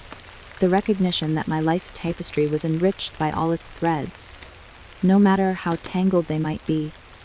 With a final, resolute glance back at the quiet reading room, its shadows now less menacing, its silence a promise of balance, I stepped forward into the new day, ready to continue the journey as the undisputed keeper of my memories and the unwavering author of my own destiny. Chapter 12. The final pages. I awoke with a lingering dread that seemed to seep into my bones, as though the night itself had conspired to remind me of the inescapable consequences of my choices. For weeks, I had fought to reclaim my memories, to forge my identity in the face of the spectral curse that had threatened to steal me away, one fragment at a time. And yet, as I sat at my desk in the quiet solitude of my apartment, a sanctuary cluttered with notebooks, old photographs, and the weight of unspoken regrets, I could sense that the end was near. The curse, like a slow-acting poison, was tightening its grip, and somewhere deep within the cursed volume lay the final pages that would determine not only my fate, but the destiny of the ghost who had haunted these halls for decades. The Book of Lost Hours had long been a source of both terror and reluctant hope for me. Each time I recited its incantations, I felt a subtle extraction, a small, almost imperceptible, loss of detail from the tapestry of my life. In return, I had hoped for a chance at correction, a fleeting glimpse of a reality free from the burden of painful mistakes. Yet, as the ledger of my memories grew increasingly incomplete, I began to understand that the ghost of Ambrose Blackwood, the anguished author of that accursed manuscript, was not simply a passive observer but an active participant in this tragic bargain. He had crafted each page in his desperate bid for redemption, channeling his own sorrow and fury into a ritual that promised to obliterate the past. But his price was steep. Each word, each page, siphoned a part of my mind until I was to become the final chapter of his unfinished story. In the dim light of early morning, I returned once more to the library, driven by a singular need to unravel the mystery of the final pages. The library itself felt transformed, as though the walls had absorbed centuries of regret and were now whispering secrets in low, mournful tones. I moved through the familiar corridors with deliberate steps, every footfall echoing like a heartbeat counting down to destiny. My journal, worn and heavy with notes from previous nights, clutched in my trembling hand, served as both record and guide. I made my way to the secluded vault once again, a place that had become both a refuge and a tomb of forgotten knowledge. In that sacred chamber, where dusty manuscripts and relics of old sat under the solemn gaze of history, I sought the final clue. I recalled the cryptic marginalia in Blackwood's journal, a hurried note scrawled in desperate ink that read, "Within the final pages lies the key to balance. Only by reading with the heart's full acceptance may the curse be undone."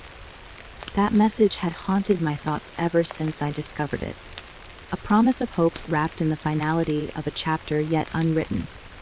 With cautious reverence, I retrieved the cursed volume from its hidden alcove, a place where it seemed to rest on its own accord, as though waiting patiently for this very moment.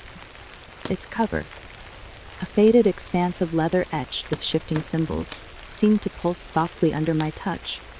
I opened the book slowly, as if the act itself were a solemn ritual, and began to flip through pages that I had come to know all too well. Each page was imbued with the ghost's tortured script, a narrative of lost time and severed memories, and now I searched for the elusive final pages that might hold the key to my salvation. Hours passed in quiet scrutiny. I examined every line, every marginal note, letting my eyes wander over the elegant calligraphy that once seemed so mesmerizing. I read the passages that had cost me dearly, those incantations that had erased a cherished moment here, a beloved smile there, and with each word, I felt the ghost's presence growing stronger, as if he were aware that his own end was imminent. Then, near the very end of the volume, I found it, a set of pages that had remained unspoken, their text hidden behind a layer of delicate, almost translucent ink that shimmered in the low light.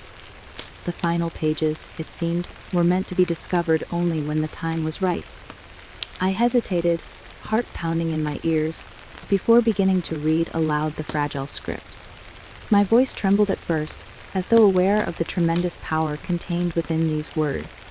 But as I continued, I found myself swept into a cadence that was both ancient and intimately familiar.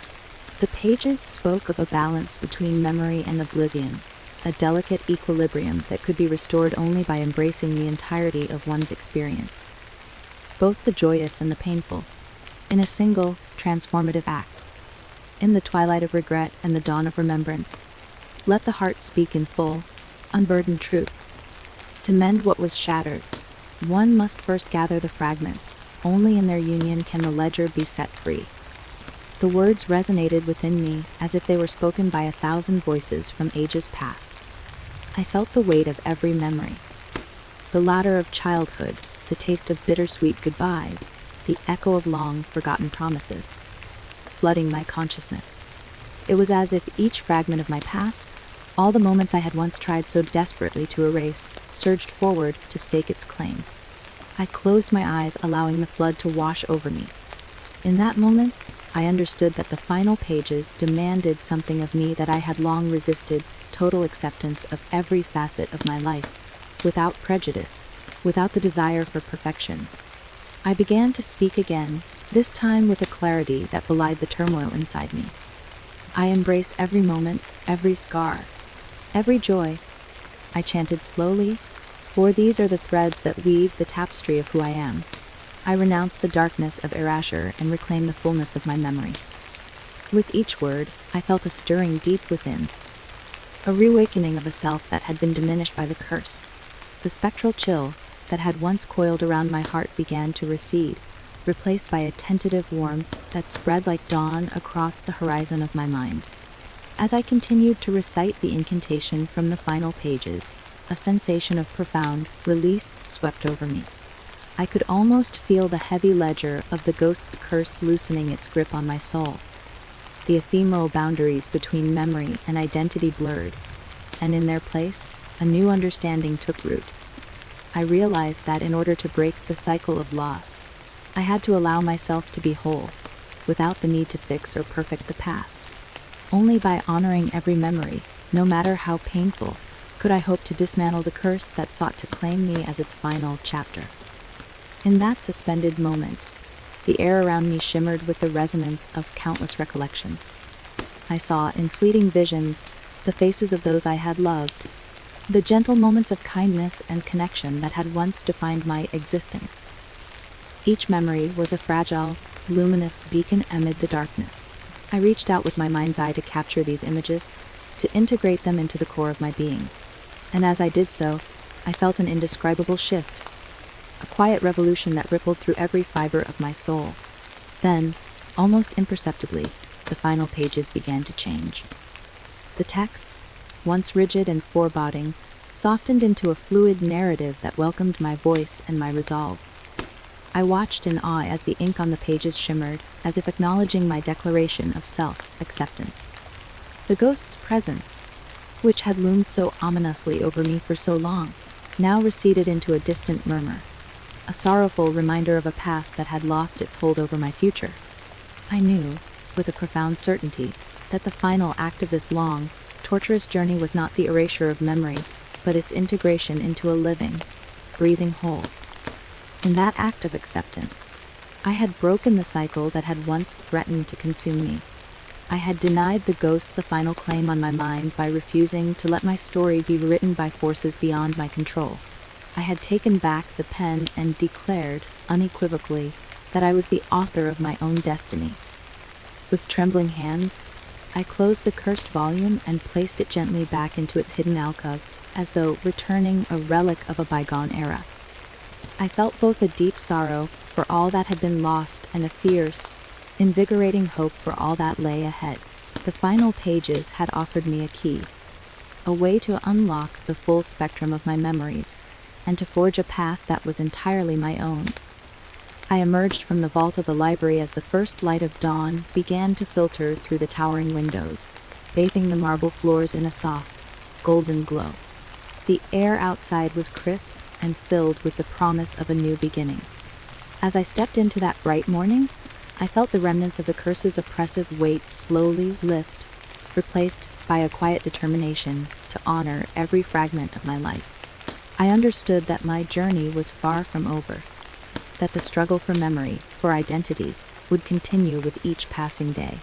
But I also knew that I had finally found a way to walk that path on my own terms. That day, I sought out Mr. Aldridge, whose gentle wisdom had guided me through so many dark hours. Over a modest breakfast in the warmth of his modest study, I recounted the events of the previous night. The discovery of the final pages, the recitations, and the profound transformation I had experienced. His eyes, ever knowing and kind, shone with quiet approval. "You have done what many never dare to do," he murmured. "You have embraced your past in its entirety, and in that acceptance you have reclaimed your future." I left his study with a heart buoyed by his words, yet mindful of the solemn truth that true redemption is not an end, but an ongoing journey.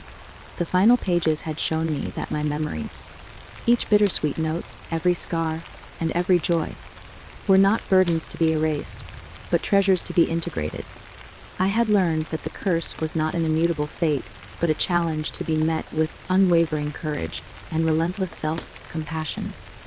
In the days and weeks that followed, I continued to honor the legacy of that fateful night. I maintained a daily ritual of remembrance, a quiet meditation in which I revisited the mosaic of my life with gratitude and acceptance. I recorded my reflections, noting how each memory, no matter how painful, contributed to the rich tapestry of my existence. The ghost of Ambrose Blackwood, once a spectral force of vengeance, had become a distant echo, a reminder of the cost of trying to perfect the past and the beauty of embracing it instead. Now, as I sit here at my desk, the weight of the final pages still warm in my hands, I am filled with a resolute sense of purpose. I know that I have not completely vanquished the curse. The ledger of lost hours may never be fully erased, but I have taken back control of my narrative.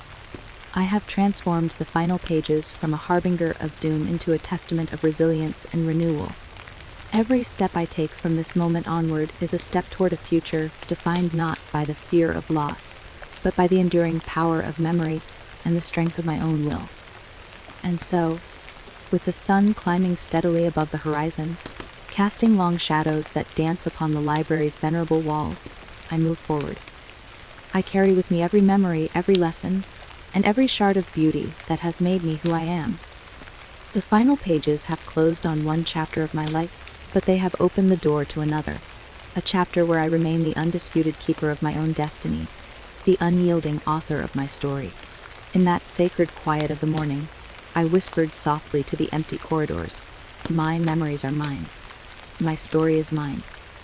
And in that declaration, I felt the true power of acceptance, a power that would guide me, protect me, and remind me that even in the face of darkness, the light of a well-lived life endures forever. Thus, as I step into the uncertain light of a new day, I know that the journey is far from over. But I also know that I have discovered a key, a way to honor every fragment of my past without sacrificing the future. The final pages have given me the strength to reclaim my mind, and with that strength, I will continue to weave the tapestry of my life, one precious memory at a time. Chapter 13. The confrontation. I woke in the pre-dawn darkness with the heavy certainty that the final confrontation was at hand. The hours of struggle, the careful reclaiming of my memories, and the slow piecing together of my identity had led me to this moment. A moment when every fragment of my past and every stolen recollection would be laid bare on the battlefield of my mind. I knew that I must face not only the spectral force that had haunted my life, but also the bitter truth of my own vulnerabilities. Tonight, in the dim, solemn corridors of the library, I would engage in the ultimate showdown with Ambrose Blackwood's ghost. The library had transformed over the past weeks from a realm of quiet recollection to a charged arena where the forces of memory and oblivion clashed. Even as I had embraced the fullness of my past, the cursed volume still loomed as a reminder of what had nearly been lost. And now, with the final pages absorbed into my being, I sensed that the ghost, who had long manipulated the ledger of my memories, had gathered his strength for one last, desperate bid for control. His presence, though subdued in recent days, now crackled in the air with impending intensity. I prepared myself in the small antechamber of my study, a room filled with mementos of a life both joyful and sorrowful, a shrine to the mosaic of moments that defined me. I lit a single candle on a weathered wooden desk and arranged before it an array of items. A faded photograph of my childhood self laughing freely in a sunlit garden, a handwritten letter from a dear friend whose smile still warmed my heart, and a pressed flower, fragile yet defiant against the ravages of time. These relics were not merely objects, they were the threads of my soul, and I clutched them close as I rehearsed my own mantra. I am the keeper of my memories. I am the author of my own destiny. I stepped into the grand reading room with resolve. The room, usually a place of quiet solace, now buzzed with an electric tension. Shadows gathered at the edges, and the once familiar sound of shuffling pages seemed to echo like the beating of a war drum. I could sense that I was no longer alone. An invisible audience of past selves, of memories both bright and bitter, seemed to watch from every corner. And then, as if summoned by my intent, the temperature dropped sharply. I felt a prickling chill along my spine, a forewarning that the confrontation was imminent. Slowly, from the far end of the room where the light was dimmest, a figure began to materialize. At first, it was only a distortion, a wavering shape that blurred the boundary between shadow and substance. But as I focused, the outline sharpened into the gaunt, sorrowful visage of Ambrose Blackwood, his eyes, deep wells of regret and rage, fixed upon me. For a moment, time itself seemed to suspend, as if the universe held its breath in anticipation of our collision.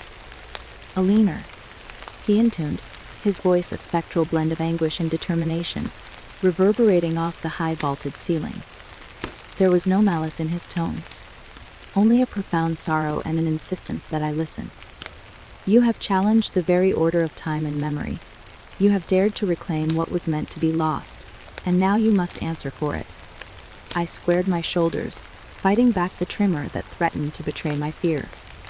"I have reclaimed what is mine," I declared, my voice steady though my heart pounded like a drum. "Every memory, every joy, every regret is part of who I am.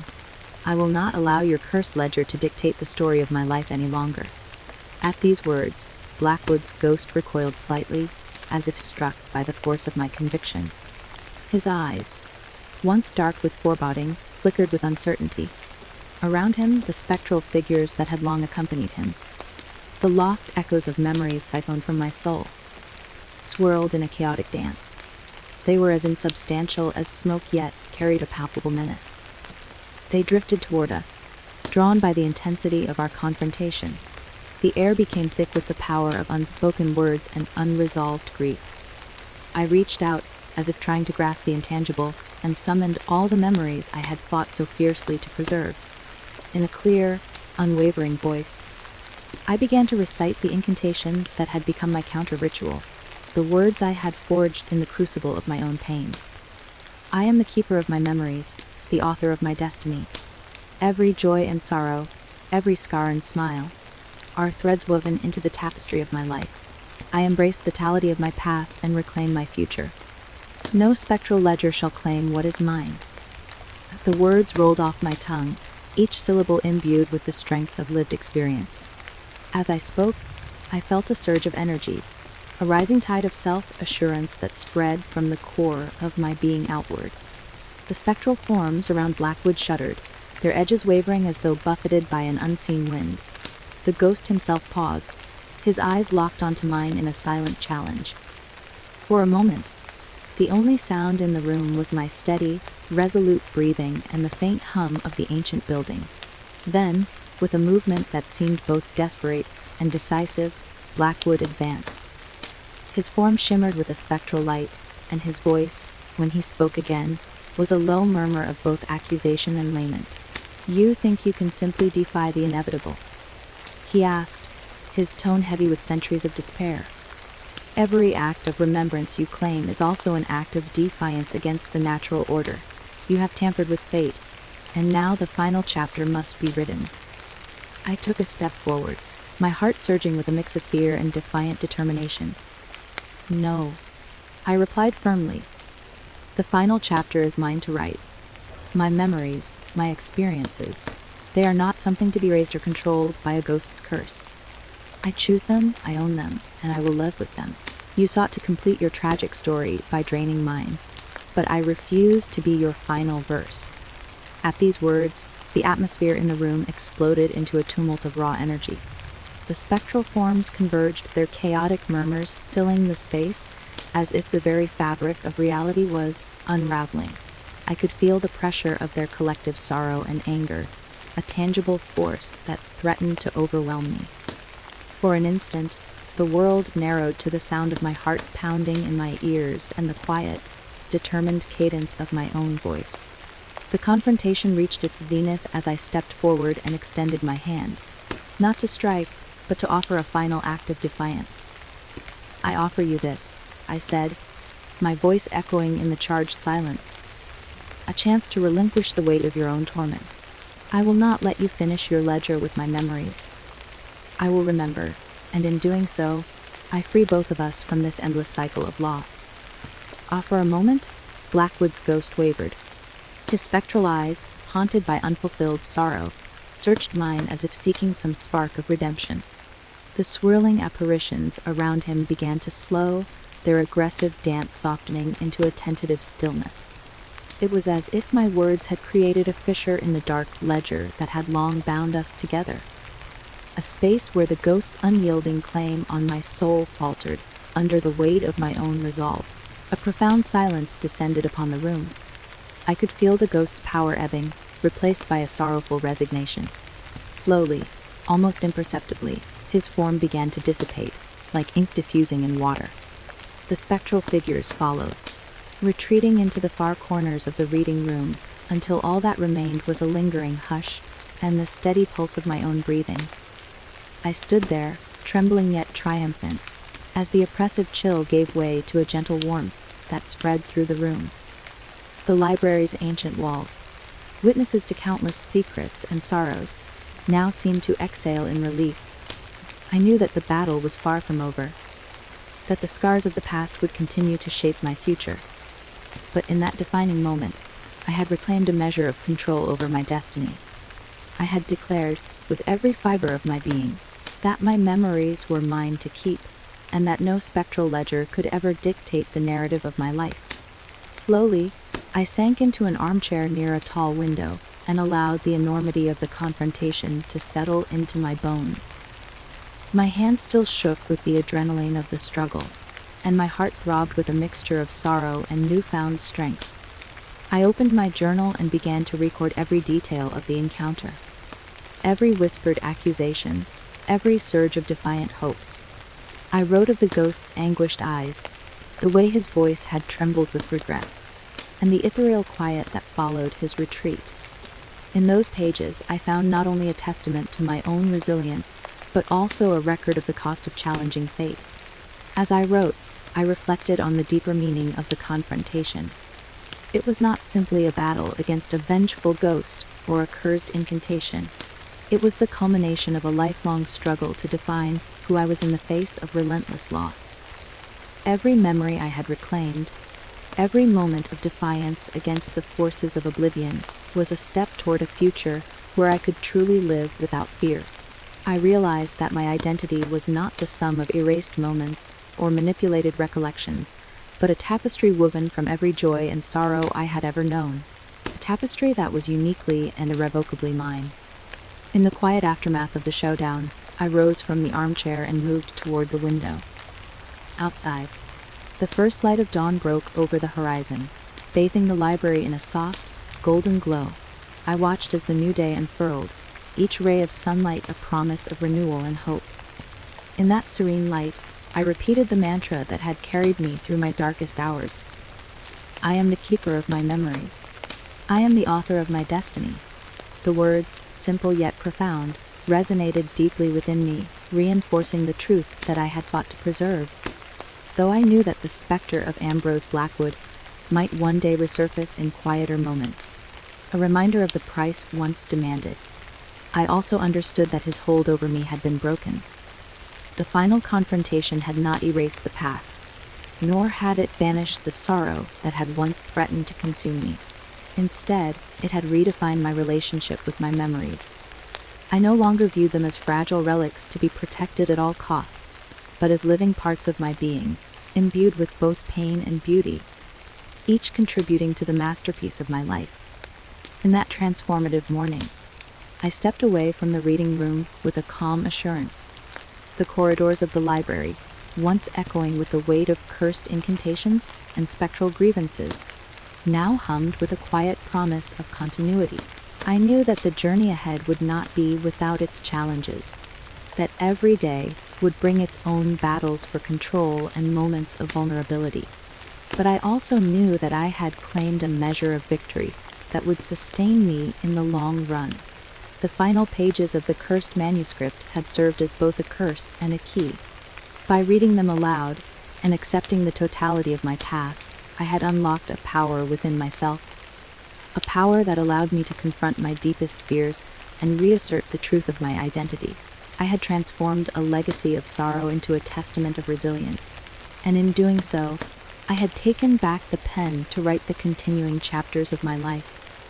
As I walked out into the brightening day, my heart still thundering with the memory of the confrontation, I carried with me not only the scars of the battle, but also the profound hope that every memory, no matter how painful, was a vital thread in the fabric of who I am. The ghost's ledger, once a dark and inevitable fate, was now just a part of my story, a reminder of a time when I nearly lost myself, and of the hard-won strength it took to reclaim my destiny. I whispered one final, resolute promise into the morning air. I am free. My story is mine. And as the sun climbed higher, bathing the library in the warmth of a new day, I stepped forward into a future defined not by the haunting echoes of the past, but by the enduring power of remembrance and the unwavering light of my own will. Chapter 14: Resolution and Aftermath.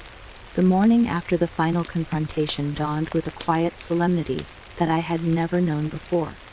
I awoke to soft beams of light seeping through the curtains, their gentle caress a far cry from the stormy turmoil of previous nights. There was no dramatic fanfare, no sudden shift in the atmosphere or echoing victory cry, but rather a tender, persistent calm that seemed to whisper of hard-won peace.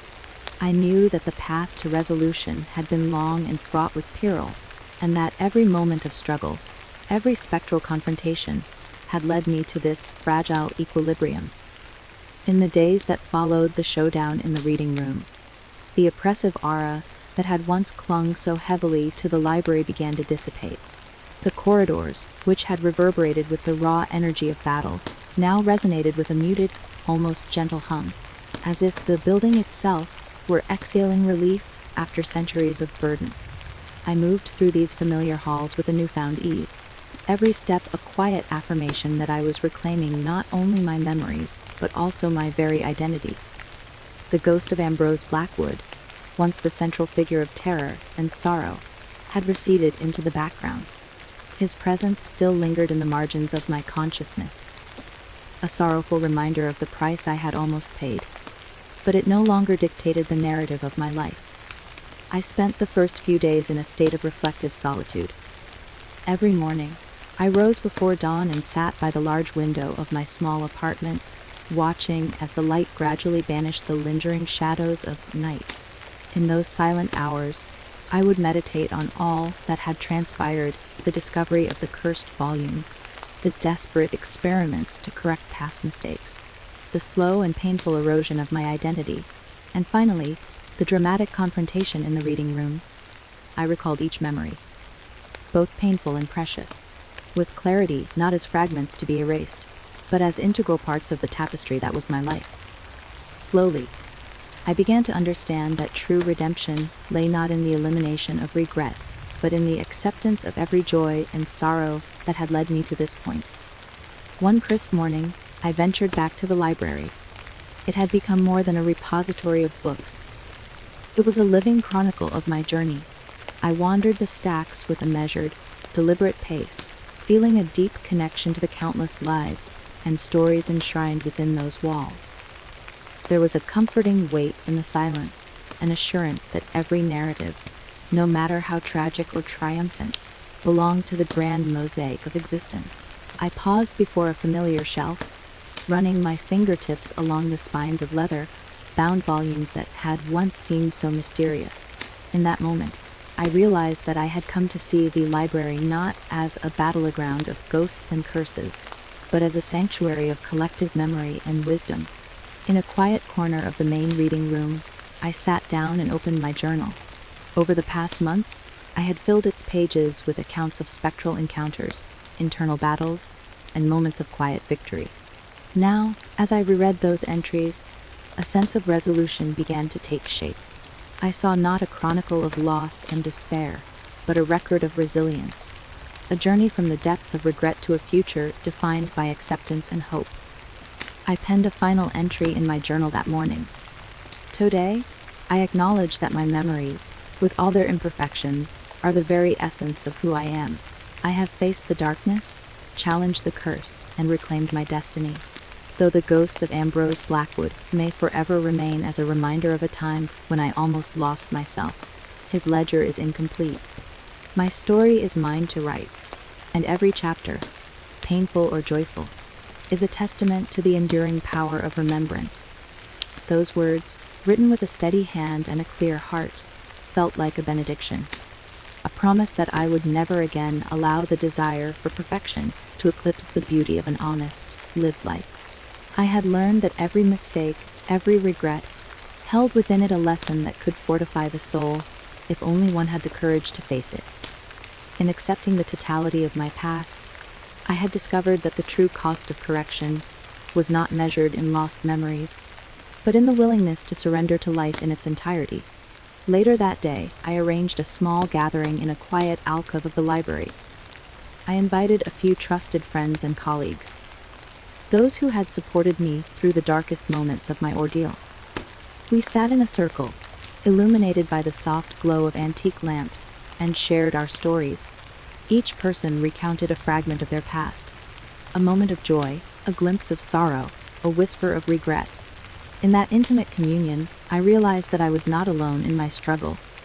We were all custodians of our memories, each of us fighting a personal battle against the relentless passage of time. The act of sharing, of laying bare our most cherished and painful recollections, became a ritual of healing. Laughter and tears intermingled as we acknowledged that our scars were not signs of weakness, but emblems of survival, proof that we had endured and grown through every trial. That night, as I walked home beneath a sky splattered with stars, I felt a profound sense of liberation. The ghostly specter had once loomed so ominously over my life was now but a distant memory. A chapter closed but not forgotten. The Book of Lost Hours, once a source of terror and erasure, had lost its dominion over me.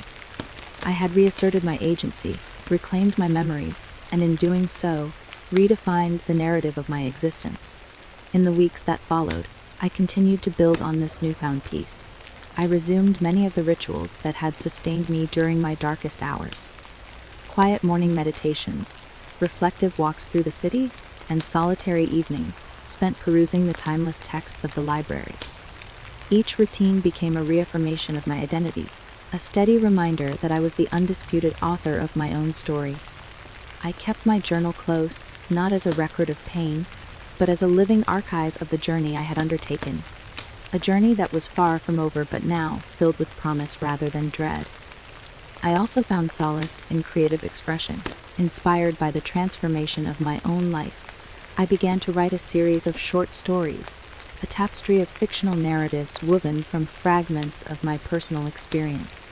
In these stories, characters faced their own trials of memory and identity, their lives echoing my own struggles and triumphs. Writing became an act of liberation, a way to process the complexities of my past and to honor every lesson learned along the way. Each tale was imbued with a bittersweet truth that memory, with all its imperfections, is the wellspring of our humanity, and that every moment, no matter how painful, contributes to the intricate mosaic of our souls. As autumn deepened into winter, the library, with its vaulted ceilings and quiet majesty, transformed into a place of renewal. Outside, the trees shed their leaves and stood bare against a crisp sky, symbolizing the inevitability of change and the cyclical nature of life. In those stark, beautiful days, I often reflected on how much I had grown. From a librarian haunted by the promise of a perfected past to a woman who embraced every shard of memory as a vital part of her being. The lessons of the cursed manuscript and the sorrow of Blackwood's legacy had not been lost on me. Instead, they had become catalysts for profound personal change. I understood that my memories were not obstacles to be erased but foundations to be built upon, each one a stepping stone toward a richer, fuller life. One particularly serene afternoon, I sat in the library's sunlit atrium, surrounded by the quiet murmur of turning pages and soft conversations. In that moment of calm, I caught my reflection in a large, ornate mirror hanging on the wall. I saw not the haunted eyes of a woman tormented by loss, but the steady gaze of someone who had fought her way back from the brink. I saw the traces of both sorrow and joy etched upon my face, the delicate lines that told the story of a life fully lived. I realized then that my journey was not defined by what had been taken from me, but by what I had chosen to keep: the indomitable spark of resilience, the beauty of shared experiences, and the unwavering hope for a future of possibilities. That evening, as I prepared to close the library for the night, I took a quiet moment alone in the main hall. I looked around at the rows of books that had once seemed so intimidating in their endless capacity to hold secrets, and now I perceived them as companions, witnesses to every chapter of my life. I felt a deep gratitude for the role they had played in guiding me through my darkest hours, and I silently vowed to continue honoring my memories, no matter how painful or fleeting they might be. In the final days of that transformative winter, I organized an exhibit in the library dedicated to the theme of memory and identity. It was a modest display, a curated collection of photographs, handwritten notes, and objects that each told a story of loss, love, and redemption. The exhibit attracted a small but thoughtful audience. As visitors wandered through the gallery of personal histories, I listened quietly to their reflections. Many spoke of the bittersweet nature of memory, of how even the most heart-wrenching moments could foster strength and empathy. In their voices, I heard echoes of my own journey, and I felt a deep kinship with every soul present. The exhibit became a living testament to the idea that our pasts, with all their wounds and wonders, are the very fibers that weave us into who we are. Now, as I sit here at my desk with the soft light of early dawn filtering through the window, I am filled with a quiet certainty. The ghost of Ambrose Blackwood, with all his tragic longing and spectral claims, has become part of a chapter that I have finally closed. His cursed ledger no longer dictates the course of my life. Instead, I hold in my hands a future defined by the unyielding power of acceptance and remembrance. Every memory I have reclaimed, every joyous laugh, every tearful farewell, every tender embrace, has been woven into the tapestry of my identity. I am the keeper of my memories, the guardian of my own destiny, and above all, the author of my continuing story.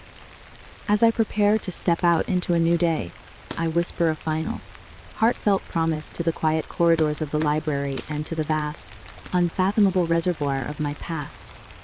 I embrace you all, for you have made me who I am, and in your embrace I find my strength. And with that vow echoing softly in the still air, I close this chapter of resolution and aftermath, stepping forward into a future where every moment is cherished, every scar honored, and every memory, a beacon of hope, remains forever mine. Thus ends this final chapter, a bittersweet, profound conclusion to a journey marked by trials, transformation, and ultimately, redemption. The final pages of the cursed manuscript have been turned, not by the spectral hand of a vengeful ghost, but by my own determined will. And as the library stands as a silent witness to my story, I know that my narrative will continue to unfold. Vivid, unburdened, and entirely my own.